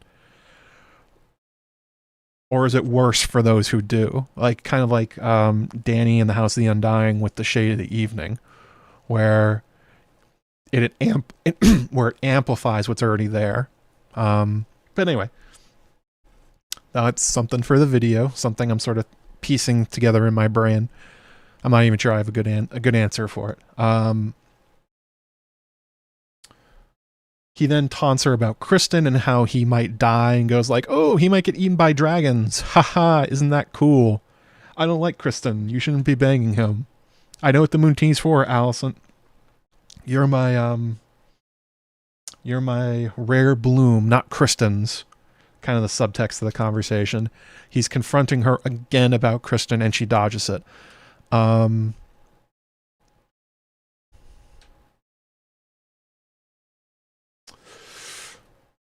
She counters that we should all pray for his return, that he's handed the king. Larys goes like, yep.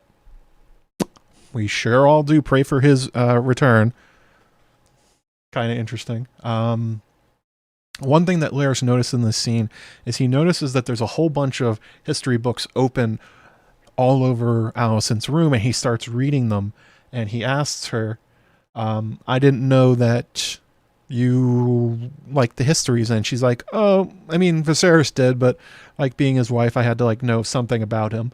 And then he gets to the point, which I think is a really interesting question here. It makes me wonder if Orwyle told Larys their conversation and about the Moon Tea, because he said, this is what Larys says. He says, do you think that is why he changed his mind in the end? No matter how suited he thought Rhaenyra for the crown, the voices of history, as you say, would have told him how the realm would react to his succession. Alicent Stoneface says, it's impossible to know what guided his thoughts in those final hours. Larys says, do you now doubt his intentions?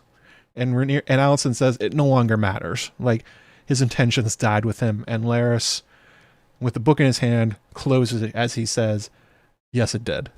So, it's intriguing here that Larys has honed in on that Alicent is having a lot of second thoughts about what's going on. It could be something that she said in the small council. It could be maybe he has his agents following her throughout the city. Like, it'd be interesting if he knows that Rhaenyra spoke to her. But I think it's also intriguing. he knew to show up apparently when the mood tea was still out, and she didn't have a chance to get rid of it, knew what it meant, and then confronts her about the exact question she just asked Orwell about.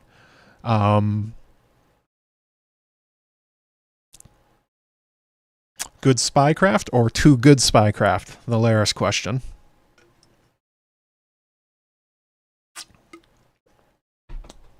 Oh, they're doing that a lot in this season. They're sort of giving you the opportunity to see things from a fantasy sense, or you can see them from a just characters being smart and well-informed sense. I think both ones are reasonable explanations here. It could be supernatural how he did it, or it could just be good spycraft by Laris.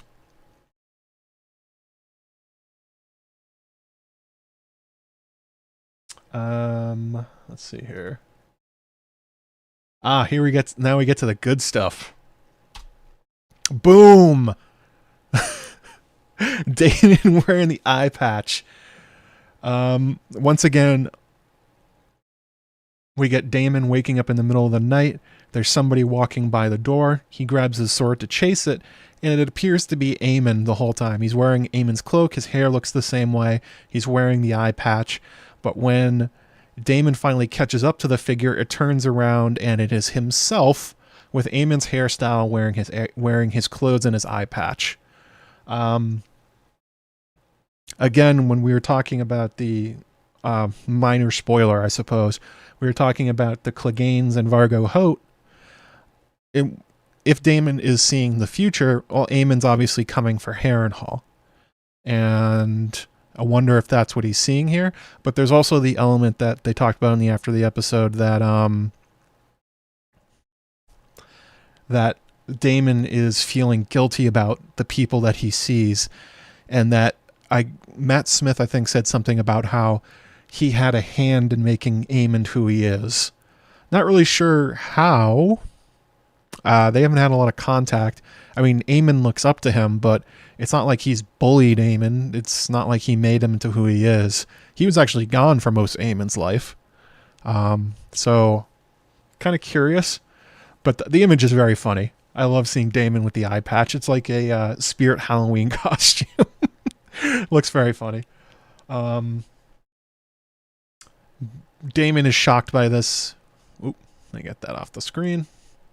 And he goes into Alice Rivers' chambers. Oh boy. I am going to write pages about this interaction. Don't you worry. Oh, also in the chat, I saw a nice comment. Wandering Undone. I immediately started likening the manipulations by Laris to those by Alice, shown immediately afterwards, and had to hear Joe's take on them. I'm liking that people know what I'm about. Yeah, this is the channel for that stuff.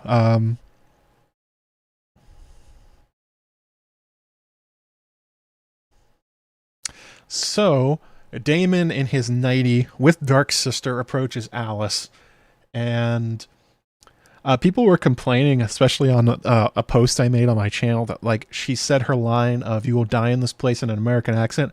I don't think she did, but here you definitely hear Alice's full Scottish accent. So this is what she says. It's a touch late to be stalking about a strange castle, putting its people to the sword. Kind of curious. For spoiler reasons. Daemon says you, and she says, I'm called Alice. And he says strong as a question, and she scoffs and says Rivers. Daemon calls her a bastard, and she says, once you get to know me, you'll find I'm not so bad. He asks, who the hell is she? What is she doing here? Is she like some kind of maester? And she says, in a manner of speaking, I inherited the duties after the last one fled in the night. Weird. Again, I'm getting a lot of haunted house Shining vibes here.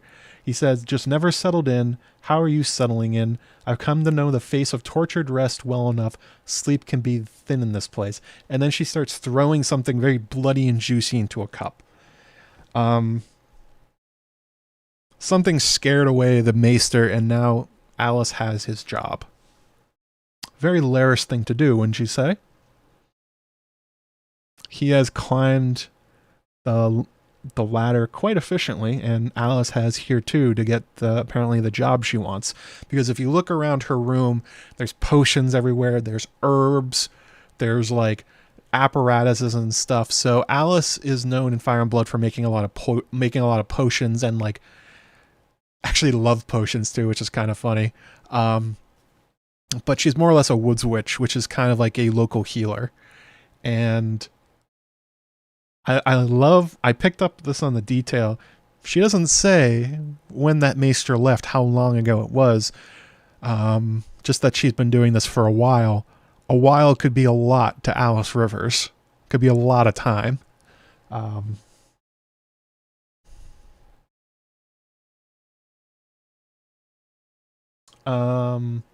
Daemon gets angry and says, "What do you know about my sleep?" And this is a really key line and one I really enjoyed. Harrenhal's. I also love the fact that Ryan Condal wrote this. This is his episode. This is his script. So this is what Alan says. Harrenhal's been cursed since its first was laid. Black Heron felled the grove of weirwood trees that grew on these lands, heart trees imbued with the spirits of those who lived long before he came. It said their whispers can still be heard this time. So, any mods in the chat, please go grab my video about Harrenhal, because I have nailed it. Theory confirmed. Video I made at the end of last season talking about the curses of Harrenhal. In that video I said there are no curses. There is only the weirwoods and the children, whose influence on the mind would seem very like a curse to people who don't understand it. Here we go. Right again. Nailed that one. I remember people saying like, "Oh no, it's just curses, it's just magic." I'm like, this is Children of the Forest shit. I know it is. Nailed it.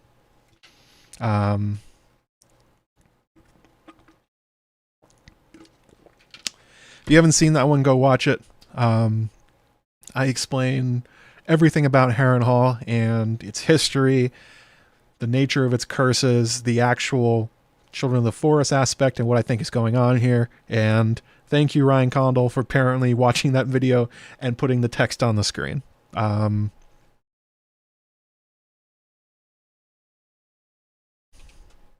on a second. Let me see if I can grab it. I think a bunch of my mods have gone to bed, which, to be fair, it is kind of late. Oh, wait. Sasuke, thank you very much. Thank you, sir.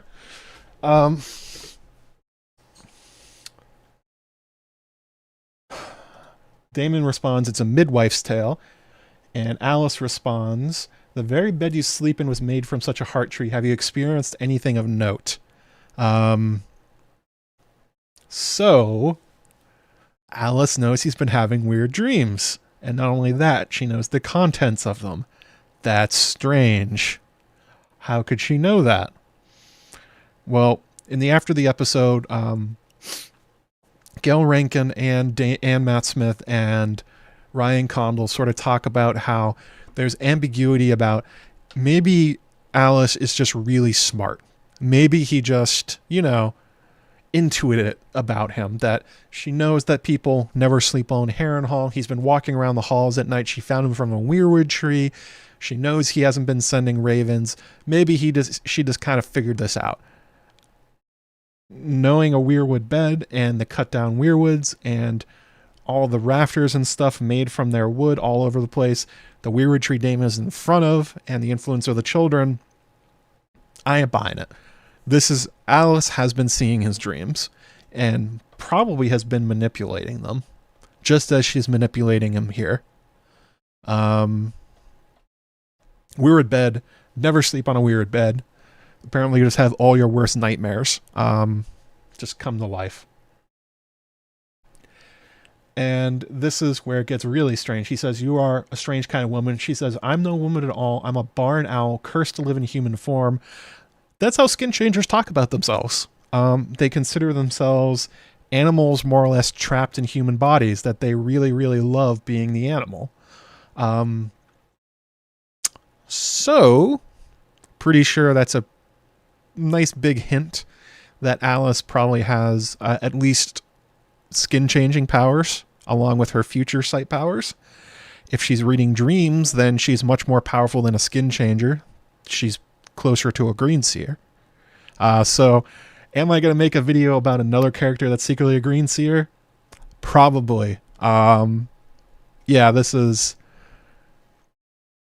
craziness. There's a lot of ambiguity in Fire and Blood about like what exactly she can do and if she's magical. Same sort of game they're playing here. These lines are absolutely going straight at the idea. Condal is winking at us to say, if you want to make a theory that Alice Rivers is a skin changer and a green seer who's using the power of the Weirwoods to mess with Daemon's mind, here's what you need. Thank you, Ryan. I will be making that video. Yes, that's right, Carl Karsnark. Jaime Lannister in particular has the Weirwood stump dreams. And this is where it gets very strange. You arrive here alone to claim the castle. Oh, she says, so you've come here after quarreling with your wife. He goes, what are you talking about? She says, you arrive here alone to claim the castle and send no ravens, so you plan to make your own claim.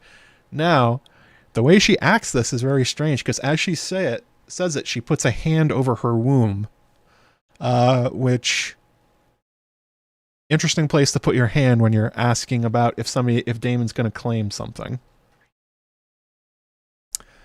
Very interesting hand placement. And then he says, don't try me with your insolence, witch. And Alice says, it's a hard thing I imagine to give obsence, I can't pronounce this word, obeisance, to one who replaced you as heir, and a woman too. A girl child you bounced on your knee. Does it please you that her legitimacy is contested? As you stand here with a castle and a dragon attempting to draw an army of men, here, drink this. You'll need to sleep if you're to win the place to your side. So Alice has effectively replayed Daemon's dreams from the last 2 episodes and explained them back to Daemon. And not only that, challenging him in the same way the dreams do to act on those desires, to cut off Rhaenyra's head, to claim himself as king, to do all these kind of things. It's like, Alice, you know too much. He knows way too much. She looks pregnant in the scene. It's just the way her dress is falling. She doesn't look pregnant the rest of the episode, but really cool detail. She's wearing a weirwood gown. I mean, a weirwood apron. Really cool. But yeah, Alice knows too much. Alice is saying everything that Daemon's dream is, and I think that's one of the tricks that Ryan is trying to sort of play with the audience, because we saw the dreams.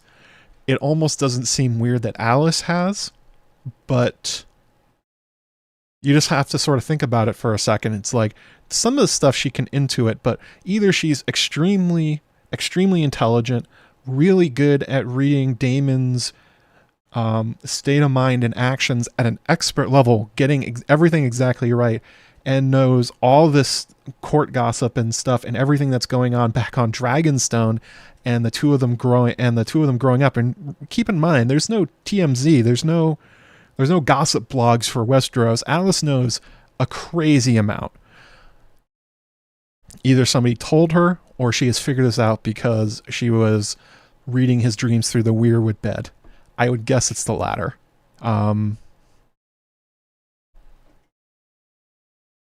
Maybe Alice trained Larys. That is definitely something I'm going to talk about. What is the relationship here? If you summon Larys for Daemon, does a lot of what he does make sense? Did she mess with his mind in the same way?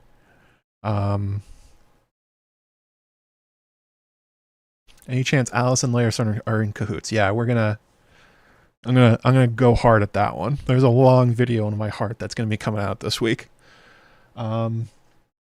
So the thing that she hands him is a bloody, kind of gloppy looking red drink. Yeah, she also puts her fingers in it and licks it off, and it looks either like berry juice or a lot like blood. Daemon takes a drink and then wakes up, apparently days or hours later, at a council table, the one in Harrenhal. Quite clearly, well, okay. I think it's fair to say that she gave him weirwood paste, the same stuff that the children gave Bran when he was in Bloodraven's cave to open up his powers. Because after he drinks this stuff, he comes to in a stupor and starts hallucinating with his waking mind. He's already been kind of seeing stuff with like Aemond, but it has gone off the chain. Because during this conversation, he sees... oh yeah, there it is.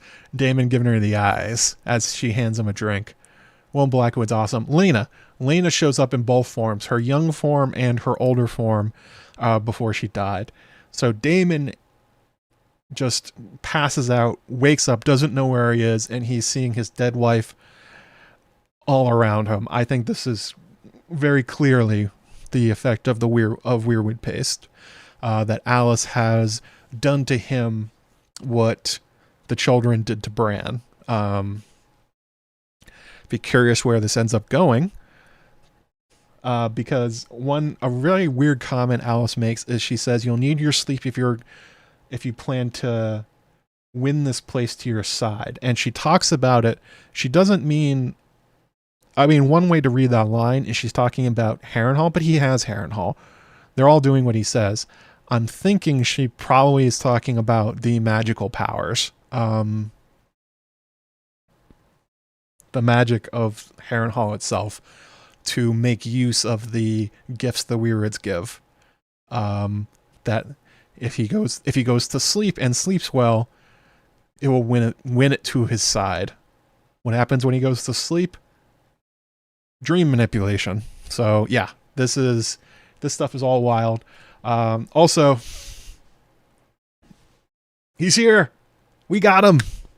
Willem Blackwood is alive. He did not die at Battle of Burning Mill. That was Davos Blackwood.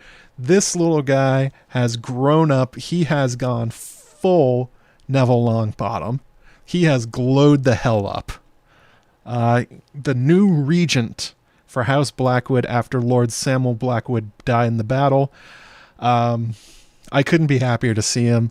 Me sitting on this secret all week was just driving me crazy. I'm like, Willem's back. Oh my God, it's him. Dude didn't die. Love to see it. Willem is as I said, he's the regent for House Blackwood now. He shows up to treat with Daemon after he was summoned very quickly, apparently. I don't think Raventree Hall was that close to Harrenhal, so Daemon might have been out for days. Or he could have jetpacks, and Daemon's still drinking it. So either he's been having more, or it's the same glass, and Willem moves very fast. So Daemon wakes up and goes, who are you? And he says, I now rule as regent until my nephew Benjicott Blackwood, getting bloody Ben, comes of age. The Brackens are venal cravens, and they must pay for their treachery against the laws of gods and men. And then he pauses and said, and against the crown. Now, this lines up really well with the video I just put out about the Blackwoods, that I said that the Blackwoods' problems with the Brackens is that they are oath breakers, and that they will break any word they have, that their behavior offends not just them, but the gods. And in this case, he doesn't mean the seven, because the Blackwoods are old god worshippers. He means the Weirwoods. Oath-breaking is a tremendous crime in their religion, which the Brackens used to be a part of. And since they are family, it makes it extra worse. It's like they are one and the same at this point. So to the Brackens, treachery against the laws of gods and men is the real crime here. And then he goes, also you guys. Like, they betrayed you. That's no. Gods and men is the more important part. Love, great stuff from Willem here. Love his inclusion. Hope he doesn't die quickly. That this isn't the only time we see him. Hopefully he gets a few episodes, because Willem's a badass. And he says, I was given to understand you wanted an army. Daemon says, well, who doesn't these days? Like he's drunk. You Blackwoods never miss a chance to blow your swords, do you? Willem says, some 20 years ago, my lord bent the knee to King Viserys and acknowledged Princess Rhaenyra as his rightful heir. So this is Willem explaining why he's going to join the Blacks. And he says exactly what I said in the video, that I said that the Blackwoods are not fighting for Rhaenyra, they're fighting for their oath. Oath breaking, they would never do it. They're going to stick by Rhaenyra to the end, and that's more or less what Willem is saying here. Daemon challenges him and says, you fight for this old oath, not, of course, for your 1,000-year-old feud with the Brackens. Willem then says, as a personal aside, I once vied for Queen Rhaenyra's hand before she wed Sir Laenor. I always liked her spirit. She had the true blood of the dragon. But keep in mind, it's not Willem's decision. Samwell had already declared for the Blacks before Willem became regent. So he's saying he personally likes Rhaenyra, but the first reason he gave, the most important one, is the oath that Samwell made to Rhaenyra and Viserys. That's the important part of the Blackwoods. And also the oddness of that line where he's like, against the gods of men and also the crown. It's exactly what I said in my video. Go watch it. It's a good one. Mods, throw that one in the chat for people who haven't seen it. And Daemon says, you're prepared to march without the leave of your lord. Laena then shows up and Daemon loses it. Willem says, Simon says, oh, your grace. And Willem says, it keeps talking and says, once you and your dragon bring the queen's justice to the Brackens, our armies will be yours. So basically saying, end the war with the Brackens that we're currently in, and you can have our armies, because obviously he can't leave while they're still engaged, so they got to do that. Oh man, I gotta kind of move through this. Woo, been going for quite a while.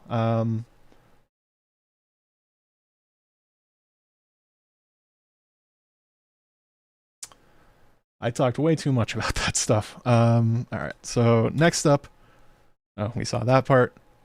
Then we go back to the small council room. Aegon has been embarrassed and no longer wants to be a part of his castle. He says, screw you guys, I'm going home.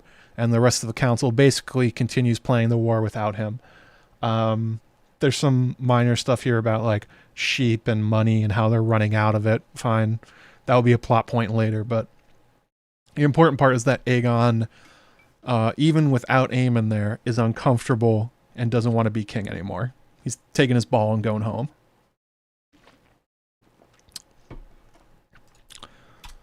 And we know that because he went right back to his chambers where Alicent was looking for more of Viserys' books.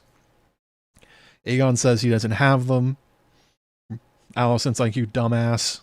Those books contain so much wisdom and history of our family. And he's like, I didn't burn them. They're just not here. Classic mother-son argument. And Aegon starts complaining that the council doesn't listen to him, that nobody respects him. And Alicent really screws with his head, exactly the same as Otto does. That got him dismissed as hand. And she says, hang on a second.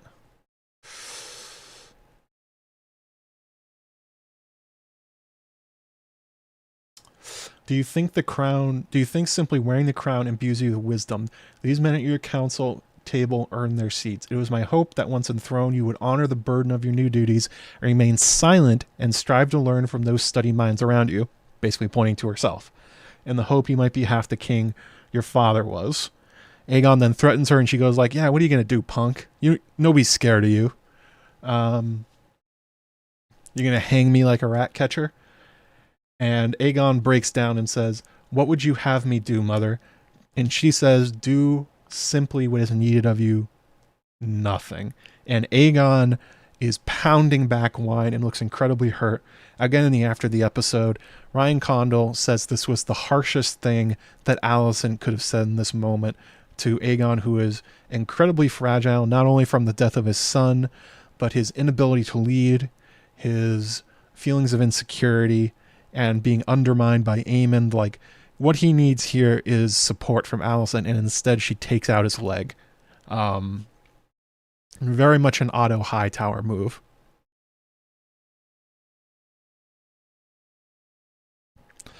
What is she searching for in those books? The Song of Ice and Fire? That's a possibility.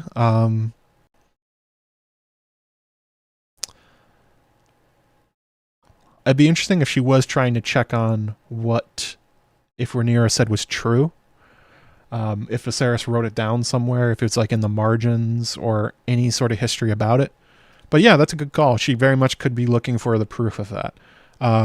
Especially since we know much of Viserys's books are about Valyrian history and Targaryen history in particular. So yeah, good shout. Way to go, Jason B. I didn't catch that one.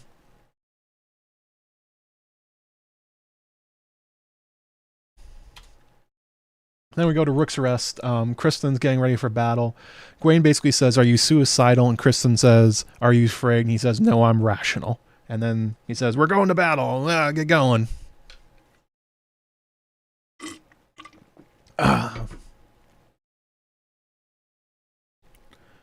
Then,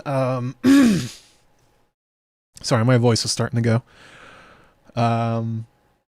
Rhaenyra finally returns to Dragonstone. Jace gets in her face about where she's been.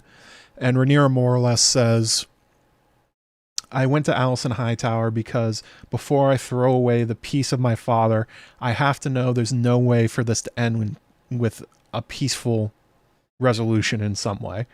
And after talking to Alicent, she knows there is none. There's no hope. So basically, you know, ringing the war bell. You guys who wanted to fight, Rhaenyra's here to do it." She has a really good line where she says, "There are those who mistake my caution for weakness. Let that be their undoing." And she tries to go to battle, exactly the same as Aegon. But this time she listens to her counselors. And this is where Rhaenys offers to go instead. I mean, good thing Rhaenyra didn't go. She was going to 100% die if she did. She probably would have killed Sunfire and Aegon, but Vhagar would have smoked her and Syrax. Syrax is like half the size of Meleys, who is half the size of Vhagar. No shot. We also get the scene about Steffan Darklyn learning about his father. We talked about this earlier. And also Mysaria, who has joined the council but hasn't joined the table. She's watching this from the shadows. Interesting stuff. Then we get the key scene. I asked this in a video before the season started about about Cregan and Jace, and I wondered if, had Rhaenyra told Jace about the Song of Ice and Fire? Answer is no. We learn here that this is the first time she's told him.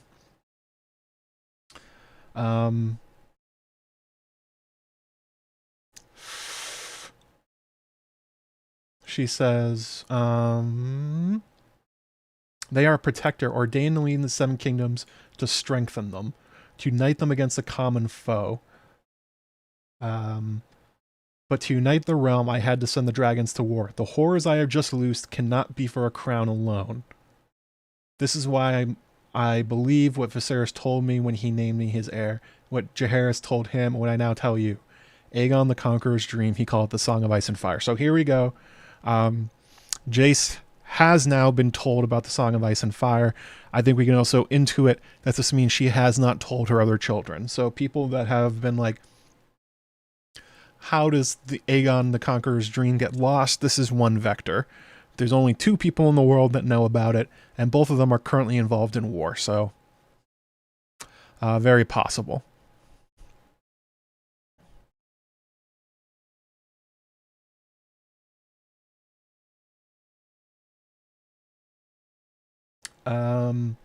Also, while they're talking, we see Aegon getting ready for battle. He has put on Aegon the Conqueror's armor and continued to get heavily drunk. So we're supposed to understand that when he makes it to Rook's Rest, he is in the tank. He is drunk dragon driving. He is not doing good. He is not thinking straight. He's not even thinking fast, which is kind of why when he tells Sunfire to breathe fire, it's kind of like a stupid move. Rhaenys says, "Don't breathe fire, attack," which is obviously how dragons kill each other. The fire doesn't really do that much. But yeah, Aegon's getting hammered, which is not a good way to go into battle, especially when you're flying a dragon. We do get to see Sunfire. As Yolkboy said, to much infamy, Sunfire is a pretty dragon. I think Yolkboy called Sunfire a sexy dragon.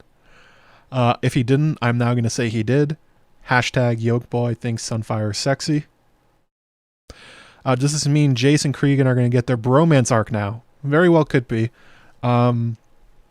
If Jace has the opportunity to talk to Cregan again, yeah, I imagine it will come up, the Song of Ice and Fire, and the whole story about the lining up with what Cregan just told him. Video, what is that video called? Hang on a second. Actually, if one of the mods could grab my my video about Cregan and Jace and Torrhen Stark, if you guys could throw that in the chat. Then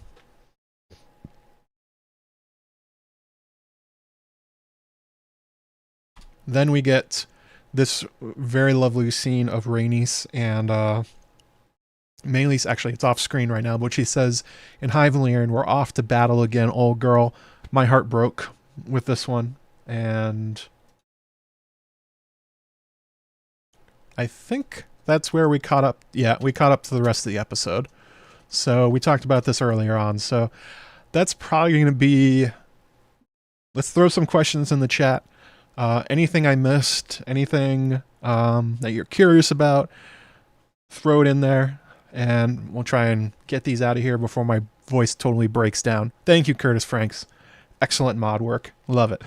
Would Sunfire even know what to do if he said attack? Unclear. That's a good point. That might be the only command he knows to give Sunfire. Like, I guess breathe fire at them? Sunfire has not, oh, hang on. Let me change the image. Oh no, it's even worse. Here we go. We'll go for Sleepy Vhagar. You guys won't cry from this one. So, yeah, Aegon has never taken Sunfire to battle. Sunfire has never been to war. They're about the same age. Or close to it. So yeah, Sunfire doesn't know how to fight. And neither does Aegon. The two of them kind of work in the same way. A total lack of experience from the two of them. Unclear if he also knows the High Valyrian for attack. As demonstrated previously, he doesn't know a lot of High Valyrian. Maybe he does know the word for attack, but he just used Dracarys. Super chat from Christy Angel. $5 Australian dollars? How do we make her a person? With the Desires line in interview has Coraline, Frankenstein, Pinocchio, puppets, others. Read closely, don't you think? Are you talking about Gail Rankin's comments about how do you make Alice a person? I'm guessing that's the one you're talking about. Yeah, Alice has a similar problem that many characters in Fire and Blood do, and that they're not people. They're plot devices. There's definitely be some elements of how Alice reacts, how manipulative she is, how much is she trying to survive, and how much is she doing things deliberately. Is she malicious, or is she just somebody who's using her gifts to try and make her way in the world? I think those are all good questions that the show will probably answer. I'm guessing that's what you were saying. I hope so. Thank you for the super chat, though. Really appreciate it. Let's see here. Yolkboy definitely called Sunfire sexy. Totally did. Make sure you tag him. Anybody notice that Aegon can only say Dracarys? Yeah. Only Valyrian he can know. Please talk about the goats and dogs, because I know you know. Yeah, I talked about that at the top of the stream. Cleganes and Vargo Holt. Vargo Holt, the Black Goat himself. Two future holders of Harrenhal. I speculated it's definitely an Easter egg. Like, this is a wink at the audience. Like, look, Gregor Clegane, look, Vargo Holt. Especially for book readers, because Vargo did not make it into the show. My question is, is this Daemon having dragon dreams and prescience, or is it just an Easter egg? I could go either way on that one. I don't know, but seeing how much fantasy Ryan Condal has pushed into this story, I would not be shocked if that was a deliberate hint at Daemon really tapping into the supernatural world. Because as Gail Rankin said in an episode, that Alice is sort of serves as a gateway to a magic of this world that hasn't been explored yet in this show. So it would make a lot of sense if Daemon's starting to see things, seeing things in the future, rather than just being a cool thing for us. I hope that answered your question. What do you think of the idea that Mysaria and Lara Strong might be on each other's sides? Two Slime Masters pretending to be rivals when they are truly pulling one over on each other? There's definitely some weirdness that's going to happen with Lara soon if they follow Fire and Blood that leads you to question who he's really loyal to. I mean, I've already done that. In my videos about him this season, I have questioned, is he helping the Greens or not? What is he doing this for? It would be interesting if him and Mysaria are in cahoots. I don't think there's a mechanism for the two of them to talk about blood and cheese before it happened, but maybe there is some sort of agreement. And also Mysaria doesn't seem to know who he is. She blames Otto Hightower for what happened to her, not Laris. I think more likely to be in cahoots is Laris and Alice, but not a bad thought. Those two characters are so in the shadows, and there's so little about them in Fire and Blood and what they really believe that I wouldn't be shocked. But I think not. I would put that unlikely, but not impossible. What battles has Rhaenys been in? I don't know. They keep saying that about her in the show. I don't think Rhaenys ever took Meleys into battle. I don't think she showed up in the Stepstones unless we're supposed to think that she did. And Meleys' previous writer died during a uprising. So I think this is something they're just kind of saying about Rhaenys, that they've been in battles and fights and stuff like that before. I don't think there's a lot of history about that. Which is fine. It at least like sort of backfills why Rhaenys almost kills two dragons at the same time. But yeah, there's not much in the books about Meleys going to well, Meleys has gone to war. I'm sorry, Meleys has. I don't think Rhaenys has. Again, unless they're just basically saying, yes, she was, but we didn't show it, which I'm guessing is what's happening here. But not a thing in Fire and Blood, as far as I can remember. But then again, I haven't memorized Rhaenys' life, so. Oh yeah, Amanda. You showed up just as my voice is giving out, as I'm about to end the stream. But good to see you. Excellent video the other day from Amanda. Actually, a couple of them. Really good ones. One about funeral rites and one about the Targaryens caused the doom with the stuff from the screenshot of the book. Talking about Daenerys the Dreamer's mother. I won't spoil the whole thing. Amanda does a great job. Go watch her channel. The Disputed Lands on YouTube. An excellent YouTuber and cool person too. So Amanda rocks. Bran the Broken is using Alice and Laris. I mean, not impossible. Green Seers can see back through time, so there's nothing saying Bran couldn't be doing something, which I know viewers of Season 8 will hate, but it's a reality of this world. Green Seers can interact and see through time. It's just a thing. That means Bran too.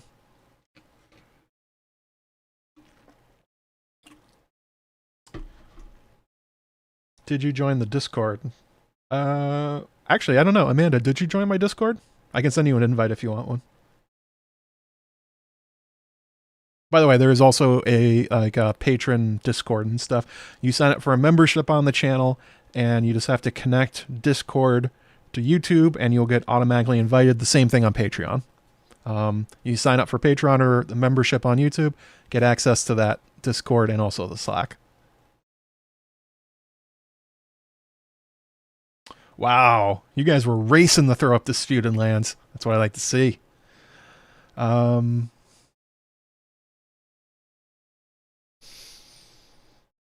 Yeah, that book is what Laris was talking about. Interesting. So you think the book he was reading is this? Oh yeah, that's right, the screenshot. Good call. I didn't catch that one. Yeah, I'll send you an invite. I'll send you it on Twitter or something, I guess.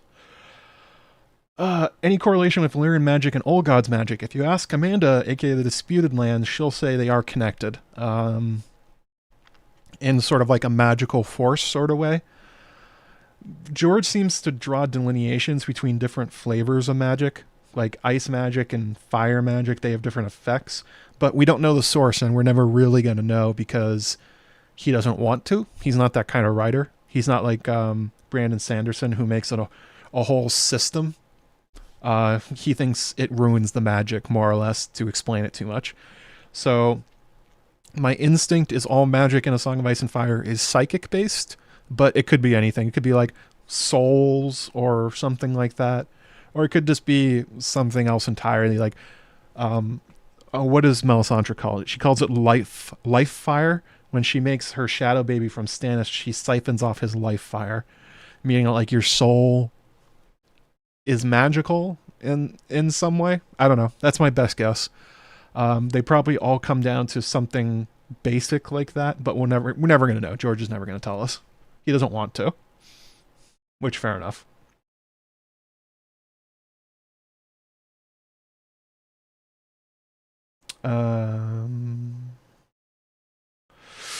Vhagar is huge. How is she moving about without making any noise? How is Aemon doing the stealth thing? So, why is Vhagar able to sneak up? Because Westeros is huge. This is one of those things. Vhagar is gigantic, but so is Westeros. There's a lot of space to hide a dragon in a forest, more or less. So, especially if the places you're flying over are no longer sending ravens to Rhaenyra, it's relatively easy to sneak Vhagar up to Rook's Rest.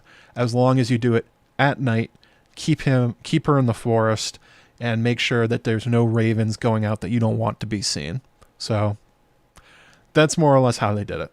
Snuck Vhagar up to Rook's Rest. Same thing happens in the books. Sunfire is seen the whole way, but nobody's able to tell Rhaenys fast enough, or Rhaenyra fast enough. They just sort of like, oh shit, it's Aegon. Kill. That's one of those things that kind of gets overlooked a lot when you're talking about like spread of information in Westeros. It all goes at the speed of bird. So if the birds aren't going out and the birds aren't fast enough, then you can do something like sneak Vhagar up to Rook's Rest, which honestly isn't even that far. Isn't that far from King's Landing. All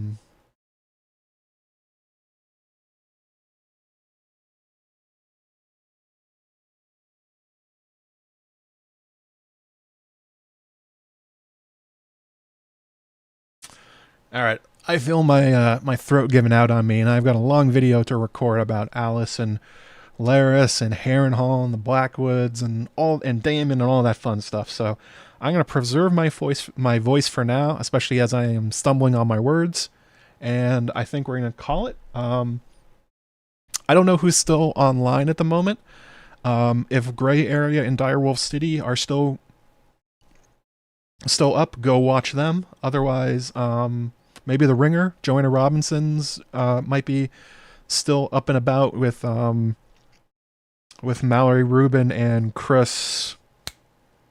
I forget his name. I forget his name on The Ringer. It's the three of them do everything.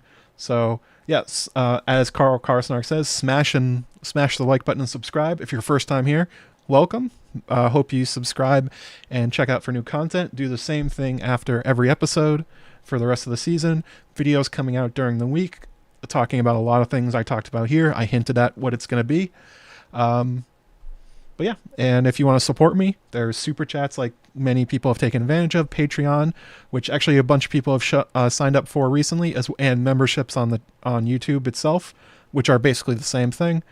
And of course, my Threadless shop, where you can get some House Blackwood and Wilm Blackwood merch. But yeah, that's going to be it for tonight. I'm going to go to sleep and rest my vocal cords. And you all have a great night. I'll talk to you later this week about Alice in a video.